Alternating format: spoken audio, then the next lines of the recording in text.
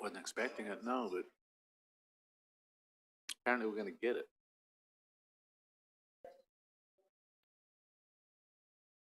That sign doesn't work out.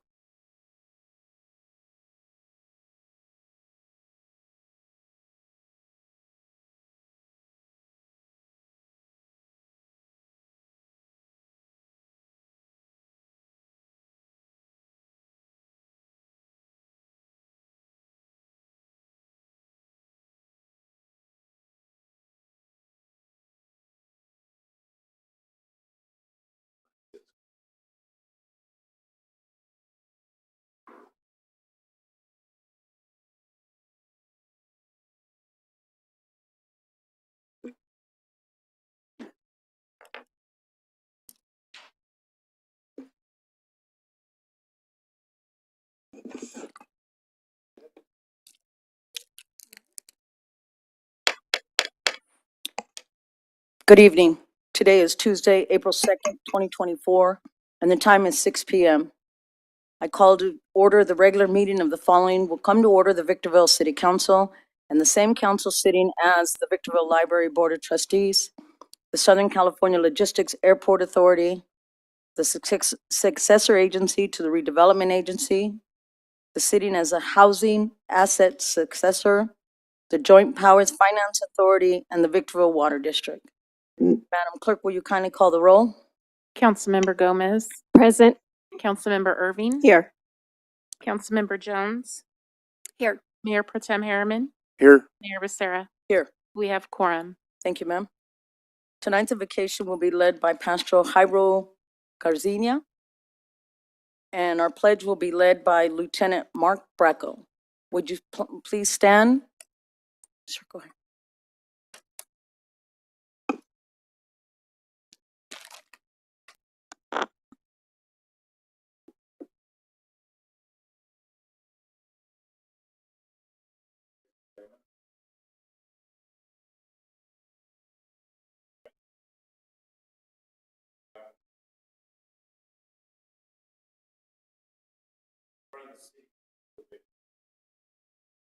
Father, your word says in Romans 2, every soul there is no authority except from God. Authority that is therefore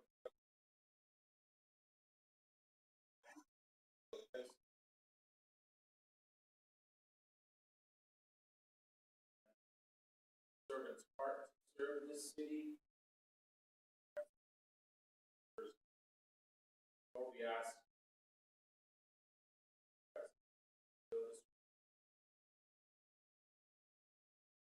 Morally just. Lord, I pray.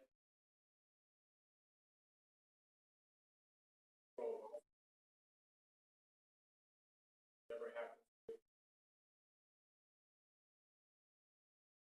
All these.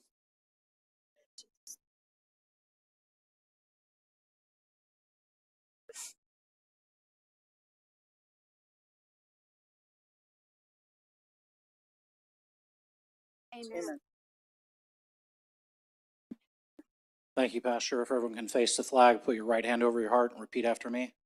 I pledge allegiance to the flag of the United States of America and to the republic for which it stands, one nation, under God, indivisible, with liberty and justice for all. Thank you, Madam Mayor.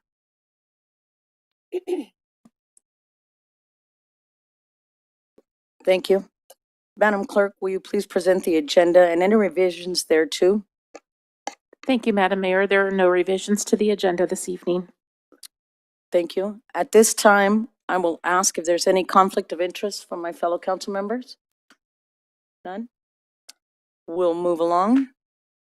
This time I'm introducing public comment. Madam Clerk, are there any requests to speak?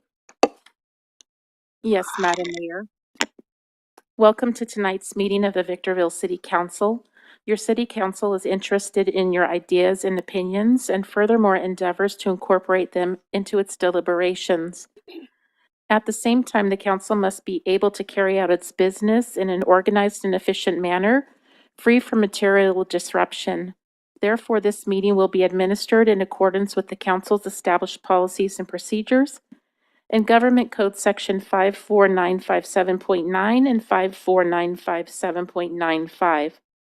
Individuals may speak on agenda items or on issues not posted on the agenda during the public comment section, provided those issues are in the subject matter jurisdiction of the City Council. Individual speakers may address the council once per public comment period and once per each public hearing item for up to 3 minutes. Additional time may be allocated for appeal hearings in accordance with the city's adopted policy and procedure manual. Those who desire to comment on a public hearing item may wish to reserve their remarks until that particular public hearing has been opened.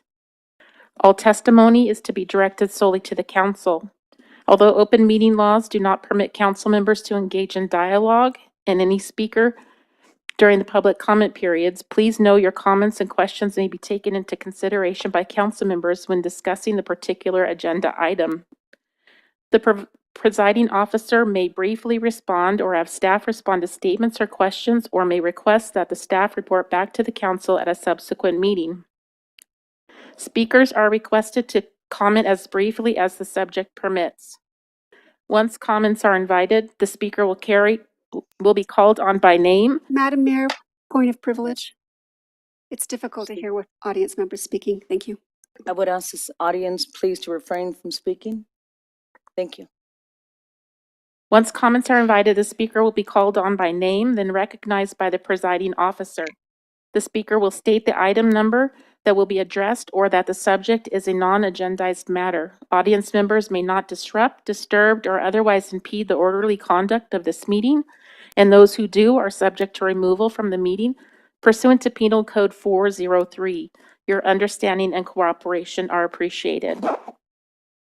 Our first speaker under general public comment is Al Catillo. Thank you. Mr. Catillo?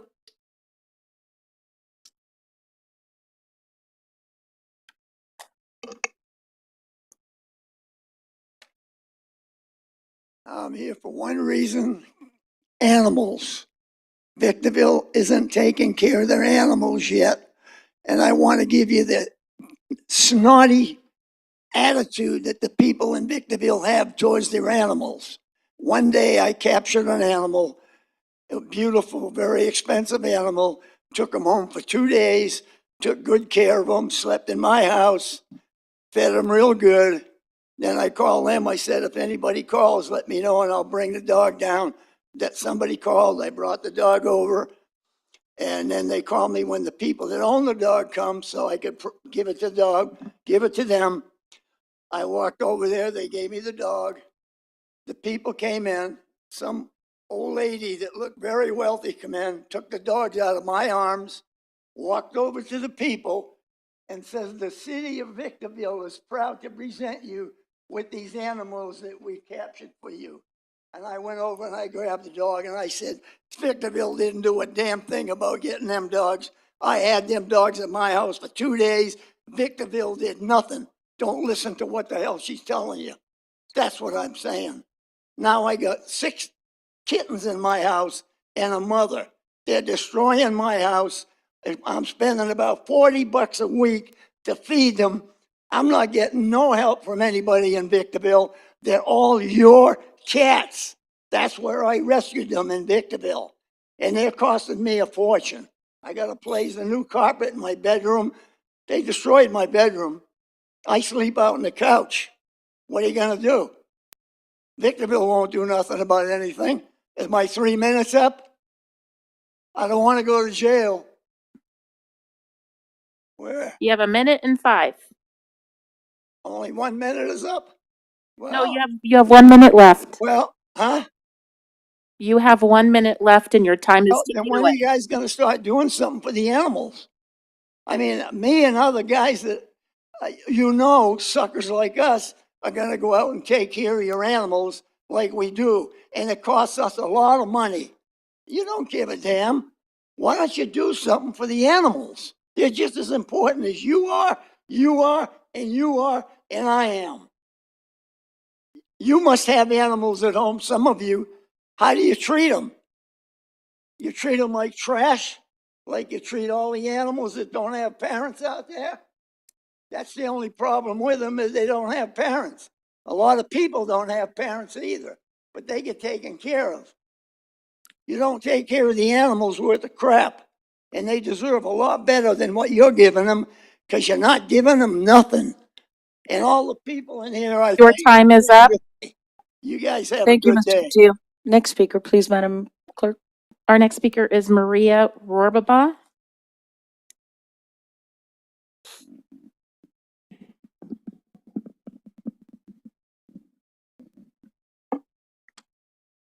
Good evening. Thank you for having me. I just have a question. The last water bill that I paid for my daughter, she passed a year ago. It was on 7/5/23. She passed a year ago on the 26th March. And all of a sudden they sent me a letter, which I haven't, that was my last one. It was written, it was turned off. I turned the proof that I sold the house. And they sent me a letter kind of calling me a creepy person. I went to pay the bills in person and I told that, I said, what's that? They said, you owe us $86.33. I said, no, I don't. I said, there's my daughter was in Loma Linda Cancer Center for a month. I lost both of my girls of cancer. I said, why don't you send me the bill? I said, this is the last one I paid. I even telling my daughter goodbye. I took care of my son.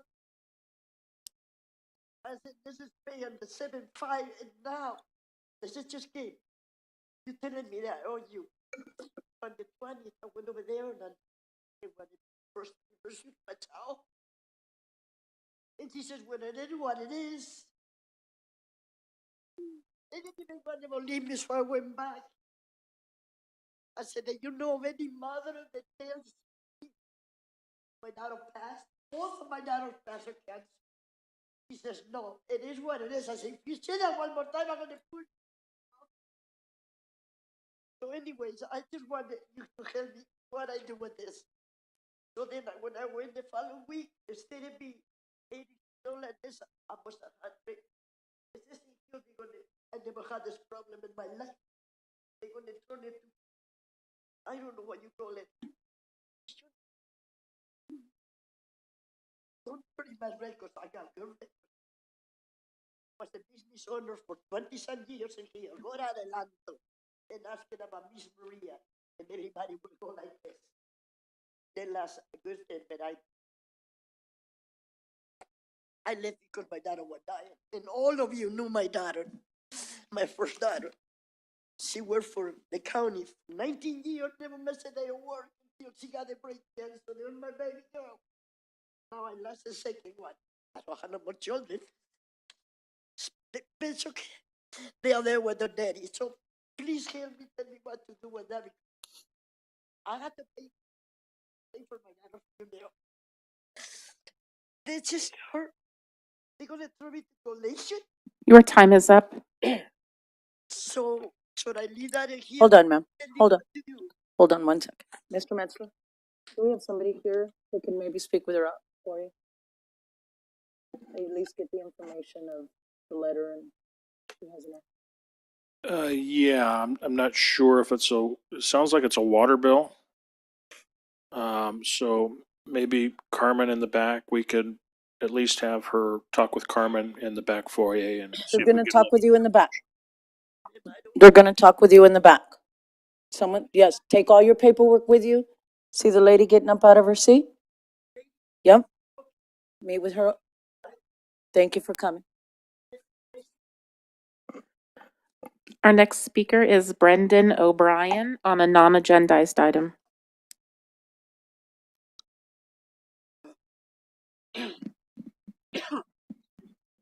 Thank you, Mr. Metzler.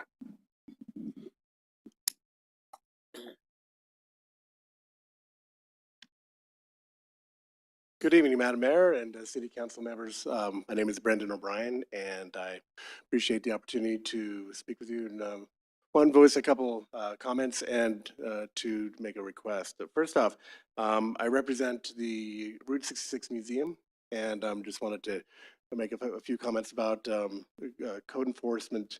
Specifically, I can see considerable improvements with code enforcement, and just wanted to make sure that those remarks are heard here at the City Council. We've had quite a time over the last 12 months with trying to deal with different issues in City Council, and the code enforcement has definitely stepped up. On the light side, you're probably all aware, Route 66 is having a centennial anniversary coming up in 2026. We plan a whole bunch of events at the museum, right there down there on D Street and 6th Street. And as part of the some of the celebrations, we plan to open up a food truck hub as some of the new city statutes that have been pushed forward with the Senate bill.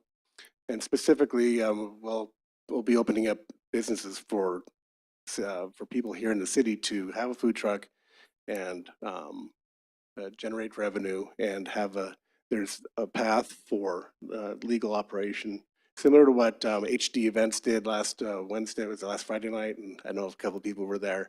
I think there's a lot of momentum. There's a lot of excitement, and you can feel that excitement, especially with a lot of folks that have been, doing this for a long time.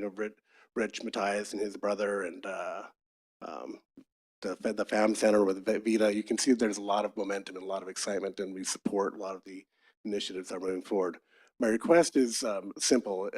We're trying to, after that event on Friday night, a lot of the families were leaving the event and pushing their strollers. The alleys are pretty dark, and just requesting that if you look at the corridor of 5th, 6th, and 7th Street, and B, C, and the alley between D, there's about 30 telephone poles already in place that are connected to Southern California Power. And of those, there's only about 8 lights that are actually in existence. And I know that Brian Gengler did a sophisticated analysis. In fact, I have the analysis right here that he started way back in 2020. And I know there's been a lot of effort for the infrastructure to build out the lighting. If there's any way that we could use parliamentary procedure to put on a table, perhaps a motion to build out 24 lights between the alleys in B, C, and the alley in between D and 5th, 6th, and 7th, that would be amazing. 24 lights, 2020. Your time is up. Thank you. Thank you, sir. Our next speaker. Our next speaker is Rue McMahon on a non-agendized item. Welcome.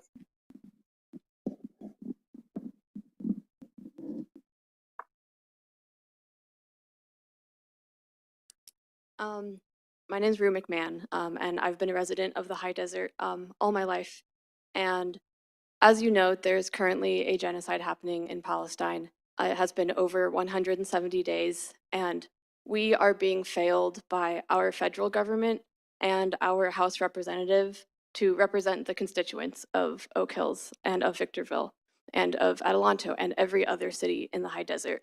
We have been asking him to represent his district and vote in favor of an immediate ceasefire and permanent de-escalation in occupied Palestine. And he has not even bothered to update his email to include the death toll of Palestinians.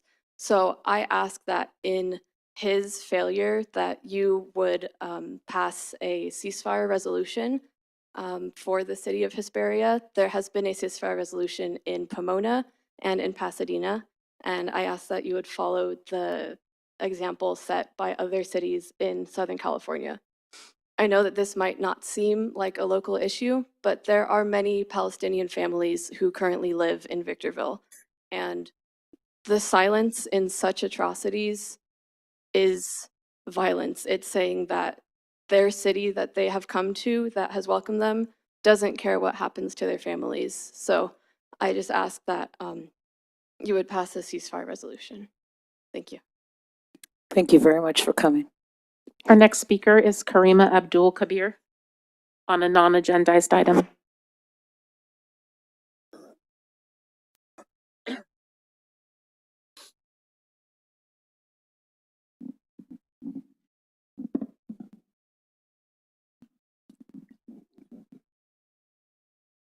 Welcome. Hi, good evening, Council. My name is Kareem Abdul-Kabir, and I'm here to also echo what you've heard today. What's going on in the world does affect us here. We are all taxpayers. We are all living here, and we have all, and I believe most of the people in Victorville believe in peace. That is my deep belief that most of us believe in peace. So I would like for the council to do two things, both put a ceasefire resolution on the agenda, and further, beyond that, look at who is funding this. I would hope that the city of Victorville does not have any funds invested in this genocide. And if we don't, I would hope that we make it our policy to never invest any funds in this genocide.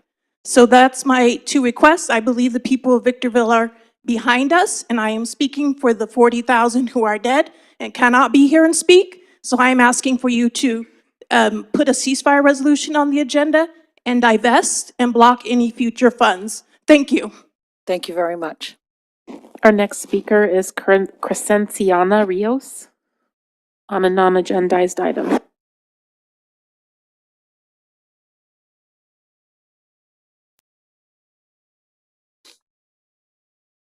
Welcome.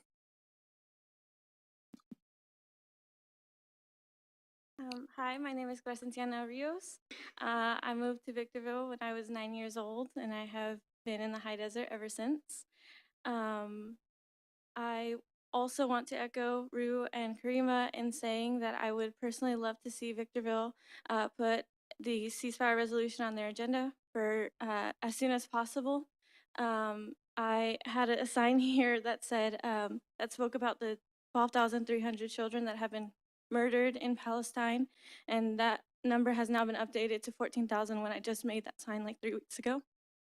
Time is very vital in the situation, and I would like to say that my city and the cities around me care about people and care about me as an individual that lives here and those around the world. So I would like to call for a ceasefire resolution and to divest as well. Thank you. Thank you very much for coming. Next speaker, please. Madam Mayor, there are no additional speakers. Okay. Thank you very much. At this time, we're going to start with our public hearings. Our first business in order is item 1, the Kern River Interconnect Project. Mr. Metzler, would you kindly introduce this item? Thank you, Madam Mayor, members of the council. This item is brought forward in our capacity operating the Victorville Municipal Utility Services, which is a small electric and gas utility serving parts of the city of Victorville. And as it relates to its natural gas service, it's only operating out at the Southern California Logistics Airport, where we, as a city, inherited a former gas distribution system from the military when the base was first closed down. And so since that time, we've been operating a natural gas system. We've been upgrading a natural gas system in support of the customers actually conducting business out at the airport. And today, we actually operate that natural gas system with 2 points of connection to a Southwest Gas service. And over some time, we've actually been studying alternative means of providing a more cost-effective solution to our customers. And so we have identified an alternative connection point, being the Kern River natural gas pipeline. It's a large natural gas pipeline that's an interstate pipeline, actually connecting to a natural gas source in the state of Wyoming. It's currently serving one customer here in Victorville, which is the High Desert Power Plant, also located at SCLA.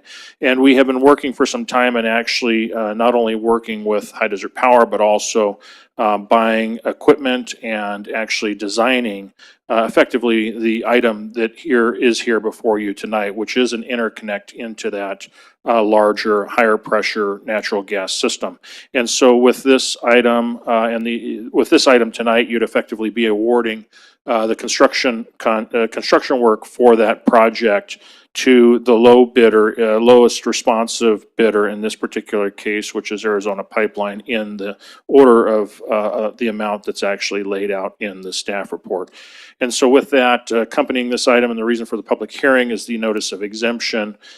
So with that, the item is authored by your city engineer, Mr. Freddie Bonillas, overseeing the technical aspect of the design and the procurement, but we also have Brenda Hampton as well, who's your director of the Victorville Municipal Utility Services, available for any questions you might have relative to the utility side of the business. That's all I have at this time, Madam Mayor. Thank you very much. Madam Clerk, would you please read the recommendation?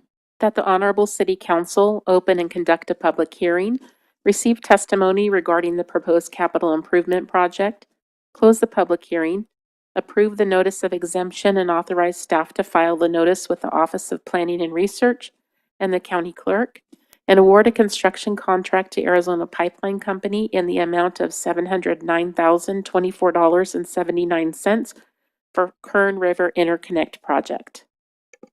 Thank you, ma'am. At this time, I'll move on to technical questions from the council members. We're going to start with you, Councilwoman Gomez. Is this item related to VMS getting into the business of gas service utilizing Kern River to build a piping underground? Yes. Okay.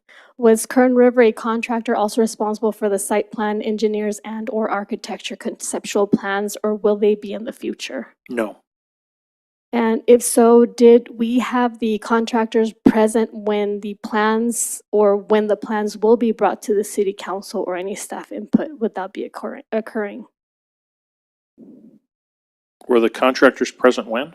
Yeah, so if you answered yes, I would suppose somehow that the next question would also provide me information in terms of, were the design plans and the contractors in the same space during staff input, or when the city council is going to mitigate any circumstances when these? No, as we traditionally do in all projects that are design, bid, build, the design is conducted by an independent design firm working directly with staff of the city to make sure what's designed is what's needed.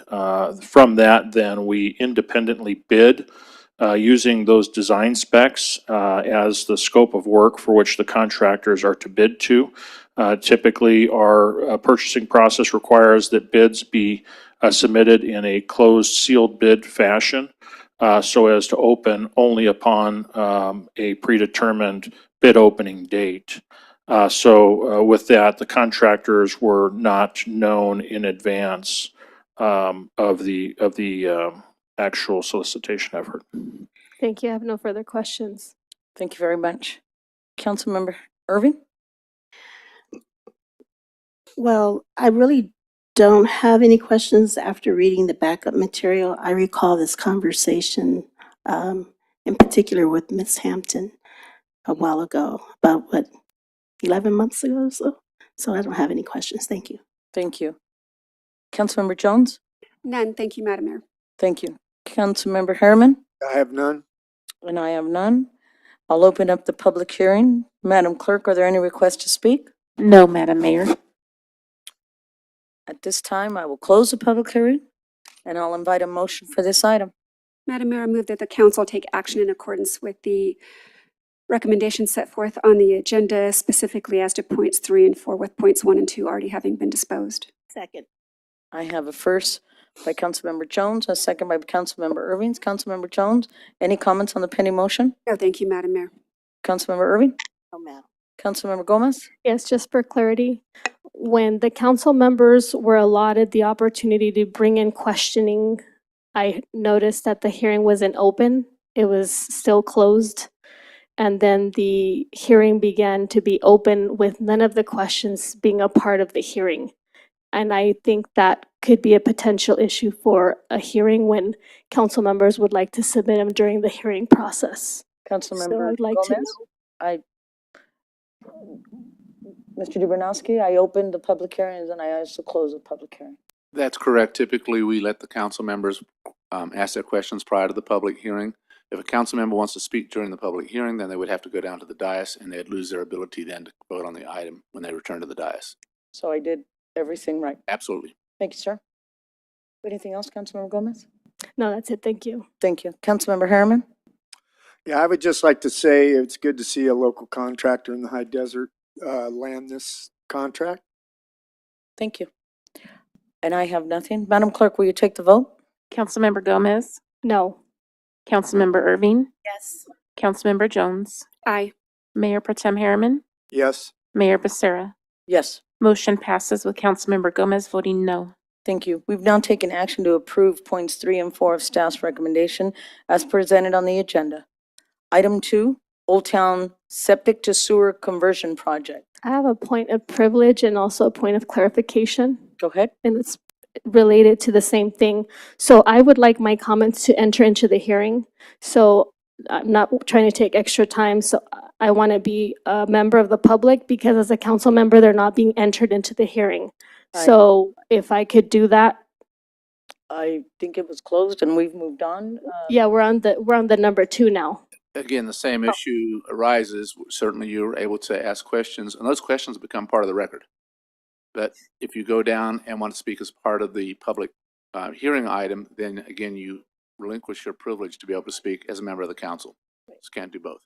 Right, and that's why before we ask questions, I'm saying I would like to do this during that hearing for the number 2, which hasn't been open and it hasn't been closed. Do you want to ask questions during the public hearing? Then I'll skip you and you can go down there and ask. Yes. Okay. Mr. Retzler, Old Town Septic to Sewer Conversion Project. Would you kindly introduce this item? Thank you, Madam Mayor and members of the council. In this particular item, we've been working with some time with the Lahontan division of the California Water Board, and we've been working with them resultant from a settlement agreement that we entered into with them, where the settlement agreement ultimately identified the need for us to work with them and focus on projects that help promote the improvement of water quality and reduce reduce certain types of connections that have a negative effect on groundwater. Particularly, we've been focusing on a project that is a septic to sewer conversion. And so we've actually been focused in the Old Town area in part, believing that that was an area where we had residents in older style home where we thought there would be a higher likelihood of septic systems in place. but also given the proximity of the Old Town area to groundwater. Effectively, we have groundwater at some of the shallowest levels in that area. We thought the Old Town area would be best to focus the efforts of trying to identify residential or commercial uses that were still on septic and convert them to effectively a sewered system. And so with that, we've spent some time, we've worked closely with the water board, and in this particular item, we're dealing with having identified 3 existing units, but also vacant property surrounding that's at a shallow location where septic exists, and we'd like to transition those existing users to sewer, requiring not only the design and, in this case of the item, the construction of laterals, main, a force main, and even a pump. This item would actually help transition those residences from a septic to sewering system. So this item has been overseen by your engineering department, particularly Freddie Bonilla, who's the author on this item, had prepared the staff report and is available for any greater detailed questions you might need answered. Thank you, sir. Madam Clerk, would you please read the recommendation?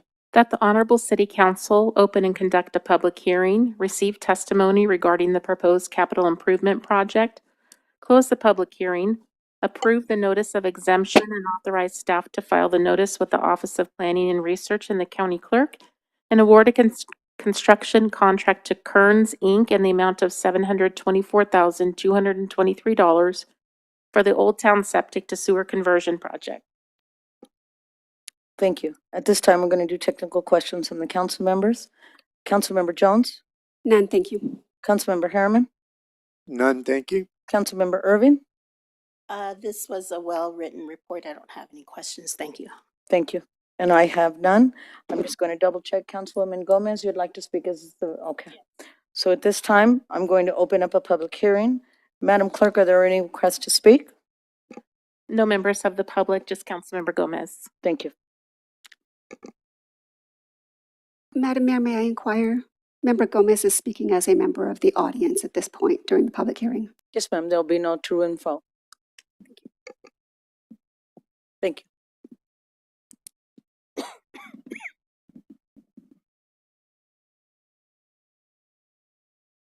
So for this item, the Old Town Septic to Sewer Conversion, it's really important for members of the public or anybody for the hearing to be able to put any nuances. So if anything were to happen, definitely it could go into a court of law. That's why I requested if there was an opening, if you would allow me to speak as a council member.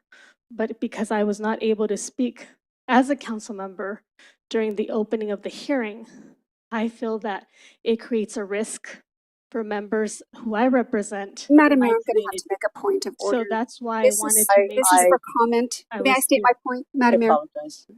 Could you hold on? Your So time did start. Yeah. Stop. Hold on. Thank you. May I state my point? Go ahead. Thank you. So this is a public hearing, and comments from audience members must necessarily be restricted to the item posted on the agenda. Public member Gomez is making a commentary on her beliefs. That's not appropriate at this time. I'm going to go ahead and let her continue. She's speaking why she's speaking this way. It's not, again, it's not going to be an answer and question. She's got 3 minutes, correct? I'll let her continue. Go ahead. So what I wanted to address at the fore, so that it is entered at part of the hearing, so if anything were to occur, it's a part of it, is I'm concerned about the CEQA exemption. If there's any septic sewers or any parcels that are affected in the area of the city that, to my knowledge, the city is aware of chemical spills and other ills. For example, it's the dry cleaning facility. I'm not sure if it's close enough to where the current fire department museum is, but if it is, I needed you guys to understand that this is something that I wanted to understand by putting it forth. I'm not sure if it's close enough to that spill or not, but that's one of the concerns that I'm gravely concerned about. And that question would not be responded to me today, obviously, because I decided to make that part of the hearing. And if that's irrelevant, then I'm sure I'll be corrected and my concerns would be allayed and I wouldn't have to be coming here as a member of the public to put forth my questions. So my next question was, is this item around that area where the dry cleaning chemical spill has been for years? Thank you. Thank you. Is there any other request to speak? No, Madam Mayor. I will close the public hearing, and I'll invite a motion for this item. I move to approve, or to adopt staff recommendation. Thank you. Uh, There we go. Madam Mayor, clarification as to points 3 and 4 only, as we've disposed of 1 and 2. Councilmember Harriman, are you moving the motion for items 3 and 4 only?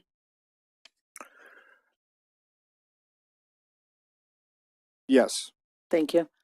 Do you That- understand? That was my understanding initially. Thank Yes, I still second. Okay, so I have a first by Councilmember Harriman, a second by Councilmember Irving. Councilmember Harriman, do you have any comments on this? I do not. Councilmember Irving? No comments, thank you, ma'am. Councilmember Jones? No, thank you. And I have none. Madam Clerk, will you kindly take the roll? Councilmember Gomez? Nay. Councilmember Irving? Yes. Councilmember Jones? Aye. Mayor Pro Tem Harriman? Yes. Mayor Becerra? Yes, Motion passes with Councilmember Gomez voting no. thank you. We have now taken action to approve points 3 and 4 of staff's recommendation as presented on the agenda. At this time, we're going to move on to the consent calendar, items 3 through 9. I would like to, and you can correct me if I'm wrong, but I remember reading the policy saying that before anything pushes forward, we have to make our vote before anything of that nature occurs. I'm not sure if the policy passed or it didn't, but it was concerning to me. The vote we just took for item 2, For the consent calendar, I just introduced it. Would you have questions on it? yes. Okay, so which items do you have? So I want to vote no on item number 9 before the city clerk asks, because that's one of the policies that was suggested, but I'm not sure if it passed. This time, do you have any questions on a certain item? The vote hasn't taken, No, that was just my concern. so hold on. So no other questions besides item 9. Right. She'll take that vote right now. At this time, I'm going to invite a motion. Madam Mayor, I move that the council and the council acting in its various capacities on the different boards of directors take action in accordance with the recommendations set forth on the agenda, items 3 through 9. Second. Okay, I have a first by Councilmember Jones, a second by Councilmember Irving. Madam Clerk, at this time, will you please take the roll with Councilmember Gomez already expressing no on item 9? Councilmember Gomez? 3 through 8, yes. Councilmember Irving? Yes. Councilmember Jones? Aye. Mayor Pro Tem Harriman? Yes. Mayor Becerra? Yes, Motion passes with Councilmember Gomez voting no on item 9. thank you. We've now taken action on items 3 through 9 in accordance with the recommendations set forth on the agenda. At this time, we're going to move on to written communication. Item number 10, the Wellness Center Project Closeout. Mr. Metzler, would you kindly introduce this item? Thank you, Madam Mayor and members of the council. As you know, we've been working for some time on the design and the ultimate construction of Victorville's Wellness Center, which actually opened this last December and is actually housing a number of individuals that were unsheltered at recent points in time. And so with that, of course, during the course of construction, as you know, we had to deal with a number of different supplemental work orders, change orders would be the appropriate name for them as well. Basically because of the style and type of project we took on, which was basically a design build type project. And so with that, we did encounter a number of change orders along the way. And so with that, now that we're complete, the construction's complete, we've dealt with all the punch list items. We've actually spent the time also working with the contractors and the construction management company to actually close out the entire project, including reconcile amounts to be credited or paid. And so with that, this item represents that closeout. While it represents the closeout, that's for the largest of the project, which is phases 1 and 2. There is some work still continuing outside of this, and that's just the cabling work for the camera systems. Don't expect that item to have to come back. That should work within contract, and if there's a change order required for that, it's currently expected that that'll be under my purchasing authority. So with that, fingers crossed, this is expected by staff to be the last of the supplemental work orders closing out the Wellness Center project. The authors on this item are your city engineer, Mr. Freddie Bonilla, and then your city planner, Mr. Scott Webb. They're both available for any questions or comments you might have. Thank you very much. Madam Clerk, would you please read the recommendation? That the Honorable City Council approve the following. Phase 2 Supplemental Work Order Number 12 for the Wellness Center construction contract with Angeles Contractors, Inc., resulting in an increase of $127,940.99. Phase Supplemental Work Order Number 13 for the Wellness Center construction contract with Angeles Contractor, Inc., resulting in a decrease of $329,281.03. Phase 2 Supplemental Work Order Number 14 for the Wellness Center construction contract with ACI, resulting in an increase not to exceed $552,778.85. Phase 2 Supplemental Work Order Number 15 for the Wellness Center construction contract with ACI, resulting in an increase not to exceed $240,510.18. Phase 2 Supplemental Work Order Number 16 for the Wellness Center construction contract with ACI, resulting in an increase not to exceed $1,198,712.91. Amendment Number 2 with CMC Architects, resulting in an increase not to exceed $242,170 and to extend the term through June 30th, 2024. Amendment Number 2 with Pacifica Services, Inc., resulting in an increase not to exceed $36,549.11 and to extend the term through April 30th, 2024. Amendment Number 2 to the General Service Provider Standard Agreement with Connect Homes, resulting in a decrease of $311,211. Accept as complete and approve the notice of completion for Wellness Center Phase 1 construction contract with ACI, and authorize the city manager to execute that notice of completion, and accept as complete and approve the notice of completion for Wellness Center Phase 2 construction contract with ACI, and authorize the city manager to execute the notice of completion. Thank you. At this time, I'm going to do technical questions on the council member regarding this item. Councilmember Gomez, we'll start with you.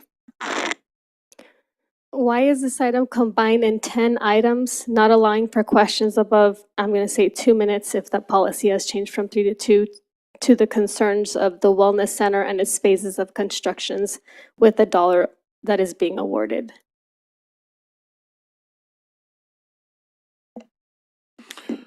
Well, it certainly would be more confusing if we were to separate them out into their own individual items. All of these phases, all of these items that are included in the recommendation are specific to one particular project, so it's only appropriate that you would deal with them all as one item. And why is there an increase of approximately $127,000 when the Los Angeles contractor bid, when it was bidded out and they won, ACI, which is Angeles Contractors, Inc., won the bidding? This gives me the appearance that the responsible bidders were unfairly vetted. And the same question goes for ACI construction contracts with Angeles Contractors, Inc.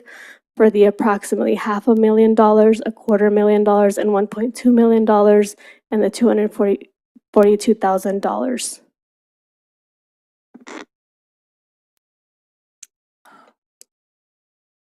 Was there a question in there? Can you restate that question, Yeah, the please? question was in the beginning, why is there an increase of the dollars? And there were between 127,000 for one, a second one had $500,000, a third one had $250,000, and a third one had 1.2 million, and the fourth one had $242,000. So each of these items represent different scopes of work. And so because each of these items have different scopes of work, there's no apples and apples as to the changes. And as you'll note, there are mostly increases in one construction element. One of the work orders is actually a decrease. Has more to do with the very particular scopes of work covered under each of the different contracts. And you'll look at 6 that looks like, and I'm just asking if any of the architects were called upon with the contractors at the same time to avoid overages in the costs that are seen on item 6. So in this particular case, we actually brought on a construction manager. And so the construction manager effectively serves as on the behalf of us, the ultimate owner of the project, and they serve as the intermediary between the architect, which is the designers, and the actual contractor, whether it be the general or the subcontracts. So you effectively have the buffer in place to make sure that in a case, I think what you're thinking may have occurred and it didn't occur, is to where you actually have the architects either overseeing directly the contractors or actually serving as contractors. That did not happen. And how much of the ARPA funds are being utilized for the total amount?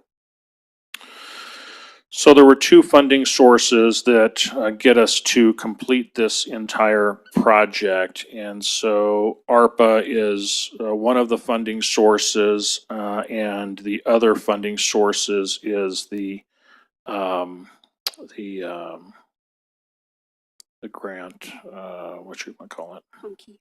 I'm sorry, the California State Home Key Grant. And so it's about $20 million of ARPA money being used for this project. And just, it's the question, you can answer it if you want or not, but there's 8 bathrooms that are going to be added, or I think put down. And my question that I put myself is, who forgets to add bathrooms? So I'm not sure anybody forgot to put bathrooms. I have actually toured the facility, and I've actually seen the installed bathrooms in place. So I'm not sure what you're talking about. This item says that it's going to go for bathroom installation. And so in my mind's eye, I toured it as well, and I saw bathrooms, but I thought, why 8 more bathrooms? Which is why. Your time is up. Why more? Thank you. Thank you. Councilmember Jones? Just briefly, Mr. Metzler, so this this project has been going on for several years now, and it's not this like other projects. It's not so unusual to have supplemental work orders. Is that fair? In a project like this, and in fact, when we took on this project, we did advise the council early on that we would expect these types of supplemental work orders, in large part because when we initiated this project, and it had a lot to do with the primary funding source, which was the home key money. The home key money also came with some very strict constraints from a timing perspective to where we had to perform, and so we actually began this project. We did rely on a public bidding process that was conducted by other public agencies to help with the selection of our contractors. But when it came to the design, we weren't 100% designed. And so with that, because we weren't 100% designed, we did get the contractors on board. We actually moved forward with as much of the phase 1 and the phase 2, and then the purchasing of the actual modular units. We moved forward as quickly as we could, but certainly there was elements of the design that had to be completed after bringing the contractors on board. And then, of course, there were some conditions issues as well that definitely had to be attended to in the field.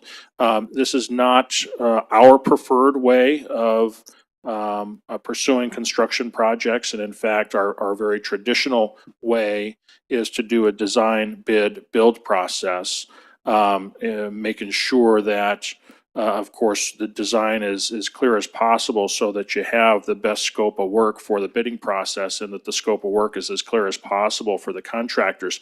That's not to say you're not going to have change orders in a scenario like that, but at the very least, the change orders are easier to identify and justify as perhaps it was a design error or maybe there was a conditions issue unknown in the field. This type of project, if I had my preference in the world, we wouldn't pursue a project in this fashion again. I think we were definitely in a position where, because again, motivated by the color of the money that we received for this project and the timing constraints that were imposed upon us, we in considering the priority that this project served for this council is why we chose to take this project on slightly different than how we normally would. Well, in fact, when we were granted the monies on this, ultimately, we had been granted monies the year prior, but ultimately turned them down because of the timing of it and being able to perform and the risk that that would pose to the city. Is that correct? That is correct. And so we actually, for all intents and purposes, we for the next year worked faithfully and diligently, offering hundreds of hours of city resources and time planning this in advance so that if the opportunity came again, we would be able to jump on it. And my understanding, as I recall, was that we were granted the $28 million home key funds in very short order. That's correct. Thank you. And then, so I see on the agenda a summary of all of the supplemental work orders, and we've had a number of these come before the council, and each time I've been very proud to see the level of transparency, not only for this council, but for our community. Do you agree with me that this is a high level of transparency for our community? Without question. Thank you. Thank you, Madam Mayor. Thank you very much. Councilmember Harriman? I've had discussions with city manager and all my questions were addressed at that time.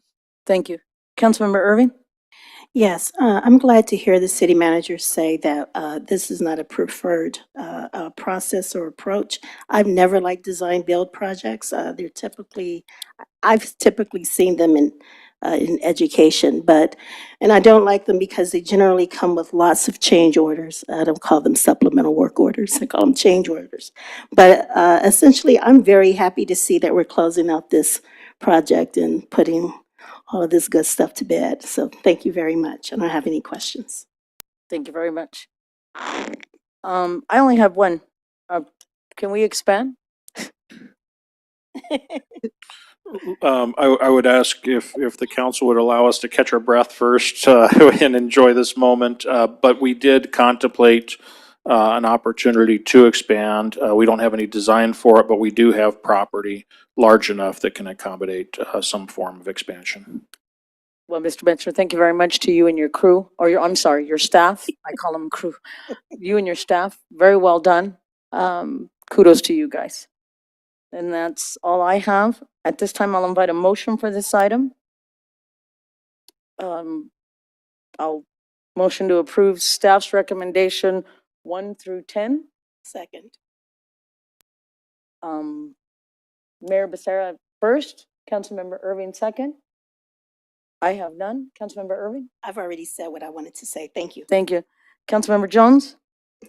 Well, I just, want to echo, I think, what our mayor just said, and, kudos to our team for all of the blood, sweat, and tears put into this project. Happy to see that we are closing this out and that we are on the cusp of, I think, receiving many awards for this wellness center. It's novel in the state, most certainly, and all eyes are on Victorville for doing a good job here. Thank you, Mr. Metzler. Councilmember Harriman? Everybody said what I want to say. Thanks, you guys. Councilmember Gomez? Yes, it's very subjective to say the high level of transparency, in my opinion, when you don't have thresholds of numbers or scales being added, but words and opinions. And I don't agree with that type of philosophy that's being rendered and then being asked. The other thing is to expand. We just made a purchase, or we're going to make a purchase of 10 acres, I believe, for the police. I think we can use that to expand more on homeless populations rather than on police force. So after the bidding process was provided to ACI, I didn't expect such increases to go as high as they have, especially when we're using ARPA funding dollars from federal government. And we are supposed to be stewards of the dollars and the monies as municipalities. So I believe what I've just stated, there was a lack of more transparency to our communities, and that's very unfortunate in my perception. Thank you. Madam Clerk, will you take the vote? Councilmember Gomez, Nay. Councilmember Irving, Yes. Councilmember Jones, Aye. Mayor Pro Tem Harriman, Yes. Mayor Becerra. Aye. Motion passes with Councilmember Gomez voting no. We've now taken action to approve staff's recommendation as presented on the agenda. Item number 11, purchase agreement by and between the City of Victorville and Brentwood Mortgage 147 LLC. Mr. Metzler, would you kindly introduce this item? Thank you, Madam Mayor and members of the council. As you know, for some time, we've actually been exploring options that would ultimately bring us closer towards a construction of a new police station. As you know, currently the Victorville Police Department, located on Amargosa Road, is way too small given the police force that we've expanded to over the years since 2001, which is when we actually occupied that existing premises. And for comparison's sake, that facility is about 15,800 square feet. And after having gone through a fairly well-to-do effort involving the multitude of stakeholders, not only the police department themselves, but city staff. We actually brought on, as a part of the process, a design firm to really assess our physical needs when it comes to building a new police station. And in doing so, that's looking at more than just the four walls. It's looking at the functional space within the four walls. But if I were to give you the comparison of what we're currently in, which is the 15,800 feet, our design team has identified a need, an immediate need for about 43,000 square feet, and also a expanded amount of parking. And so with that, we had actually brought some concepts back to the council. We actually done so in a workshop forum with the Planning Commission, and we also opened that up to the public, where we were seeking public participation and feedback as well. And at that meeting, we actually shared with the council three concepts, two of which both bodies, the Planning Commission and the City Council, equally supported. And those concepts generally involved a location upon property just across the street of City Hall here. It's a little over 2 acres that we currently own. And we actually developed concepts that not only built facility space, including a multi-story building to handle the police department, but also a civic plaza, which actually incorporated community amenities to make the destination more than just a police department. That was supported by half. The other support was for a, as I would call it, a greenfield site, a site that's undeveloped with sufficient amount of acreage, not only to satisfy on a single level a police station, but also have adequate space for the parking, but also an opportunity to expand. And so that required identifying other real estate opportunities. And so since that meeting, we'd actually identified a couple of properties, and given your direction, we actually began negotiating with one property owner, and we actually have a signed offer agreement for property that's located at the northwest corner of Civic Drive in Seneca. There's about 9.2 acres, I believe it is. situated at that, 9.2 acres situated at that intersection, comprising 4 parcels, where we've actually been able to negotiate a price of $2.5 million, well below the asking price of about $3.2 million. So we've actually, we have a standing offer agreement signed. We actually have an escrow open. The only thing we're awaiting is approval from this council to actually sign the purchase and sale agreement, and effectively we can work towards closing the escrow within a 45-day time period. So with that, the greater details, even though this item is authored with my name, the heavy lifting, the real work behind it has been performed by the assistant to the city manager, Mr. Tony Camargo. He or I are both available for any questions or comments you might have. Thank you. Madam Clerk, would you please read the recommendation? That the Honorable City Council approve the standard offer agreement and escrow instructions for the purchase of real estate by and between the City of Victorville and Brentwood Mortgage 147 LLC for the acquisition of assessor parcel numbers 3106-26115, 3106-26116, 3106-26117, and 3106-26118. Adopt resolution number 24-021, amending the annual budget for fiscal year 2023-2024, approving an additional appropriation of the Measure P fund for the purchase of real property for a police station and civic plaza, and authorize the city manager to execute all transactional related documents to effectuate this acquisition. Thank you. At this time, I'm going to move on to technical questions to our council member. I would like to remind council these questions have to do with the purchase of property, not our feelings towards the police department, but purchase of property. Thank you. Councilmember Jones? No questions. I'll have comments, though. Thank when you. the time comes. Thank you, Madam Mayor. Councilmember Harriman? I have none. Thank you. Councilmember Irving? I don't have any questions. Thank you. Thank you. Councilmember Gomez? What are the total costs of a constructed station that will be funding the Councilmember Gomez? Point of order.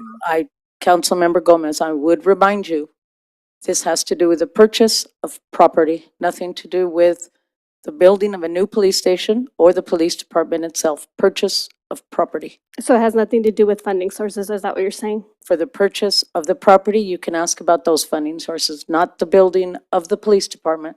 What we are discussing here is the purchase of property. Not its funding sources, is that what you're making? I did not say funding sources. Well, but that's what my question was. I don't know if you understood my question. I can ask it again. You can ask it again. There's a premonition that you're presuming that I'm going to ask certain things about a feeling. and Continue your questions, Councilmember Gomez. Again, my question is regarding to funding sources of this item, and if it's irrelevant, let me know.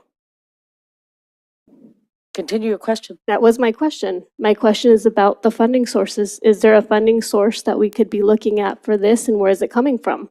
Bonds, measures, what would it be? How are we doing this?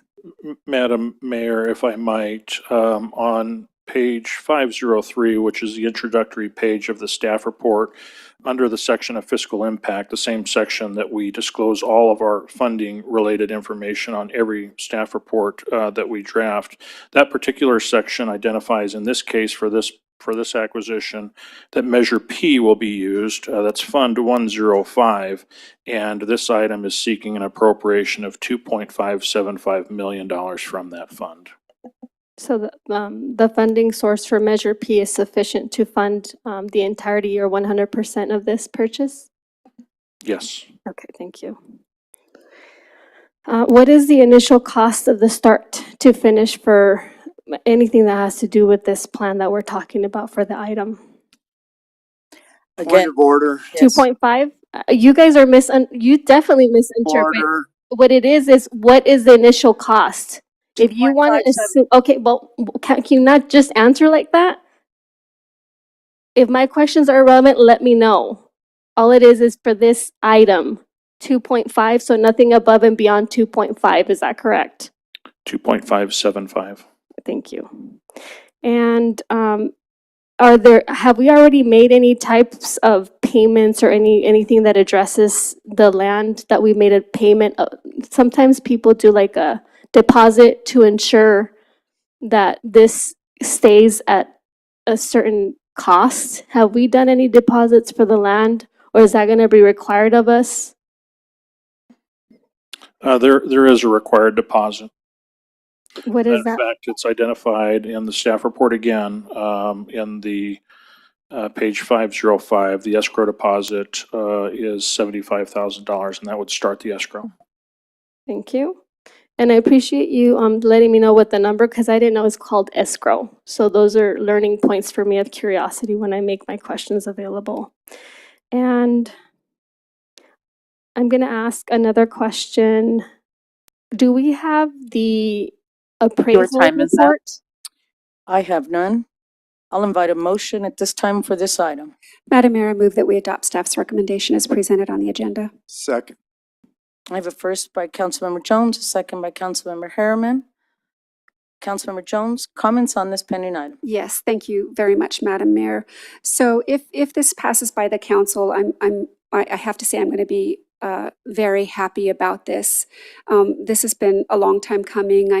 Several years ago, I had requested a thorough report as to the state of public safety in the city of Victorville, and because it was my feeling that we were behind the public safety curve when that report came to us, it was very clear that we were woefully behind that public safety curve. And so the council at that time, and in its wisdom, moved forward in putting a measure on the ballot, Measure P, in order to expand public safety in the city of Victorville, because our community had been crying out for years and years for increased services, not just law enforcement, but fire, animal care and control, et cetera. And so one of the things that had not been anticipated was that we were really already at capacity in our police department. And so while we have added additional police personnel, we've not been able to increase it at the point that calls for really in that public safety plan. Point and of in privilege, Measure P. this item is only about the land. And there's, It's about the pending motion, and I'm talking about approving this. Okay, I'll be doing the same thing. Thank you. Thank you. So, thank you, Madam Mayor. So, with that in mind, I'm very thankful that this is we're moving forward so that we can purchase the land, that we will now have space for our law enforcement so that they can feel good about where they're working, and we can. Point of expand order, it's not as- about what we need or we don't need, it's about the land. Councilmember Gomez, you're out of order. You have not been recognized. Please cease. Thank you. Councilmember Jones. So I do understand what Member Gomez is saying, but that said, this is in light of purchasing the property and the need to acquire the property to fulfill our promises that we gave to our community as relates to Measure P. So with that said, Mr. Metzler, I'm so glad that you and your team were able to secure a purchase price of effectively $700,000 below ask. So thank you for that. Great job. Thank you, Madam Mayor. Councilmember Harriman. I would just like to also, I think it's a great location, and I'm excited for a new police department so we can expand our police department. Everybody in Victorville is concerned about crime. That's generally the first thing that I hear from people. So establishing a 43,000 square foot police department on this property will definitely help the city out. We'll have more officers, and I think it's just a no lose for Victorville. That's all. Councilmember Irving. Only that I'm very happy that we are expanding the police department. I'm excited about the growth in the city, and I think it's a positive thing. So, you guys have room to spread your wings and do what you got to do. Thank you. Councilmember Gomez. Yes, so as a council member, I'm going to make a public request. I'd like to see the appraisal report put in my box as soon as it's available. I was surprised that 4 parcels were priced at $2.5 million for 10 acres.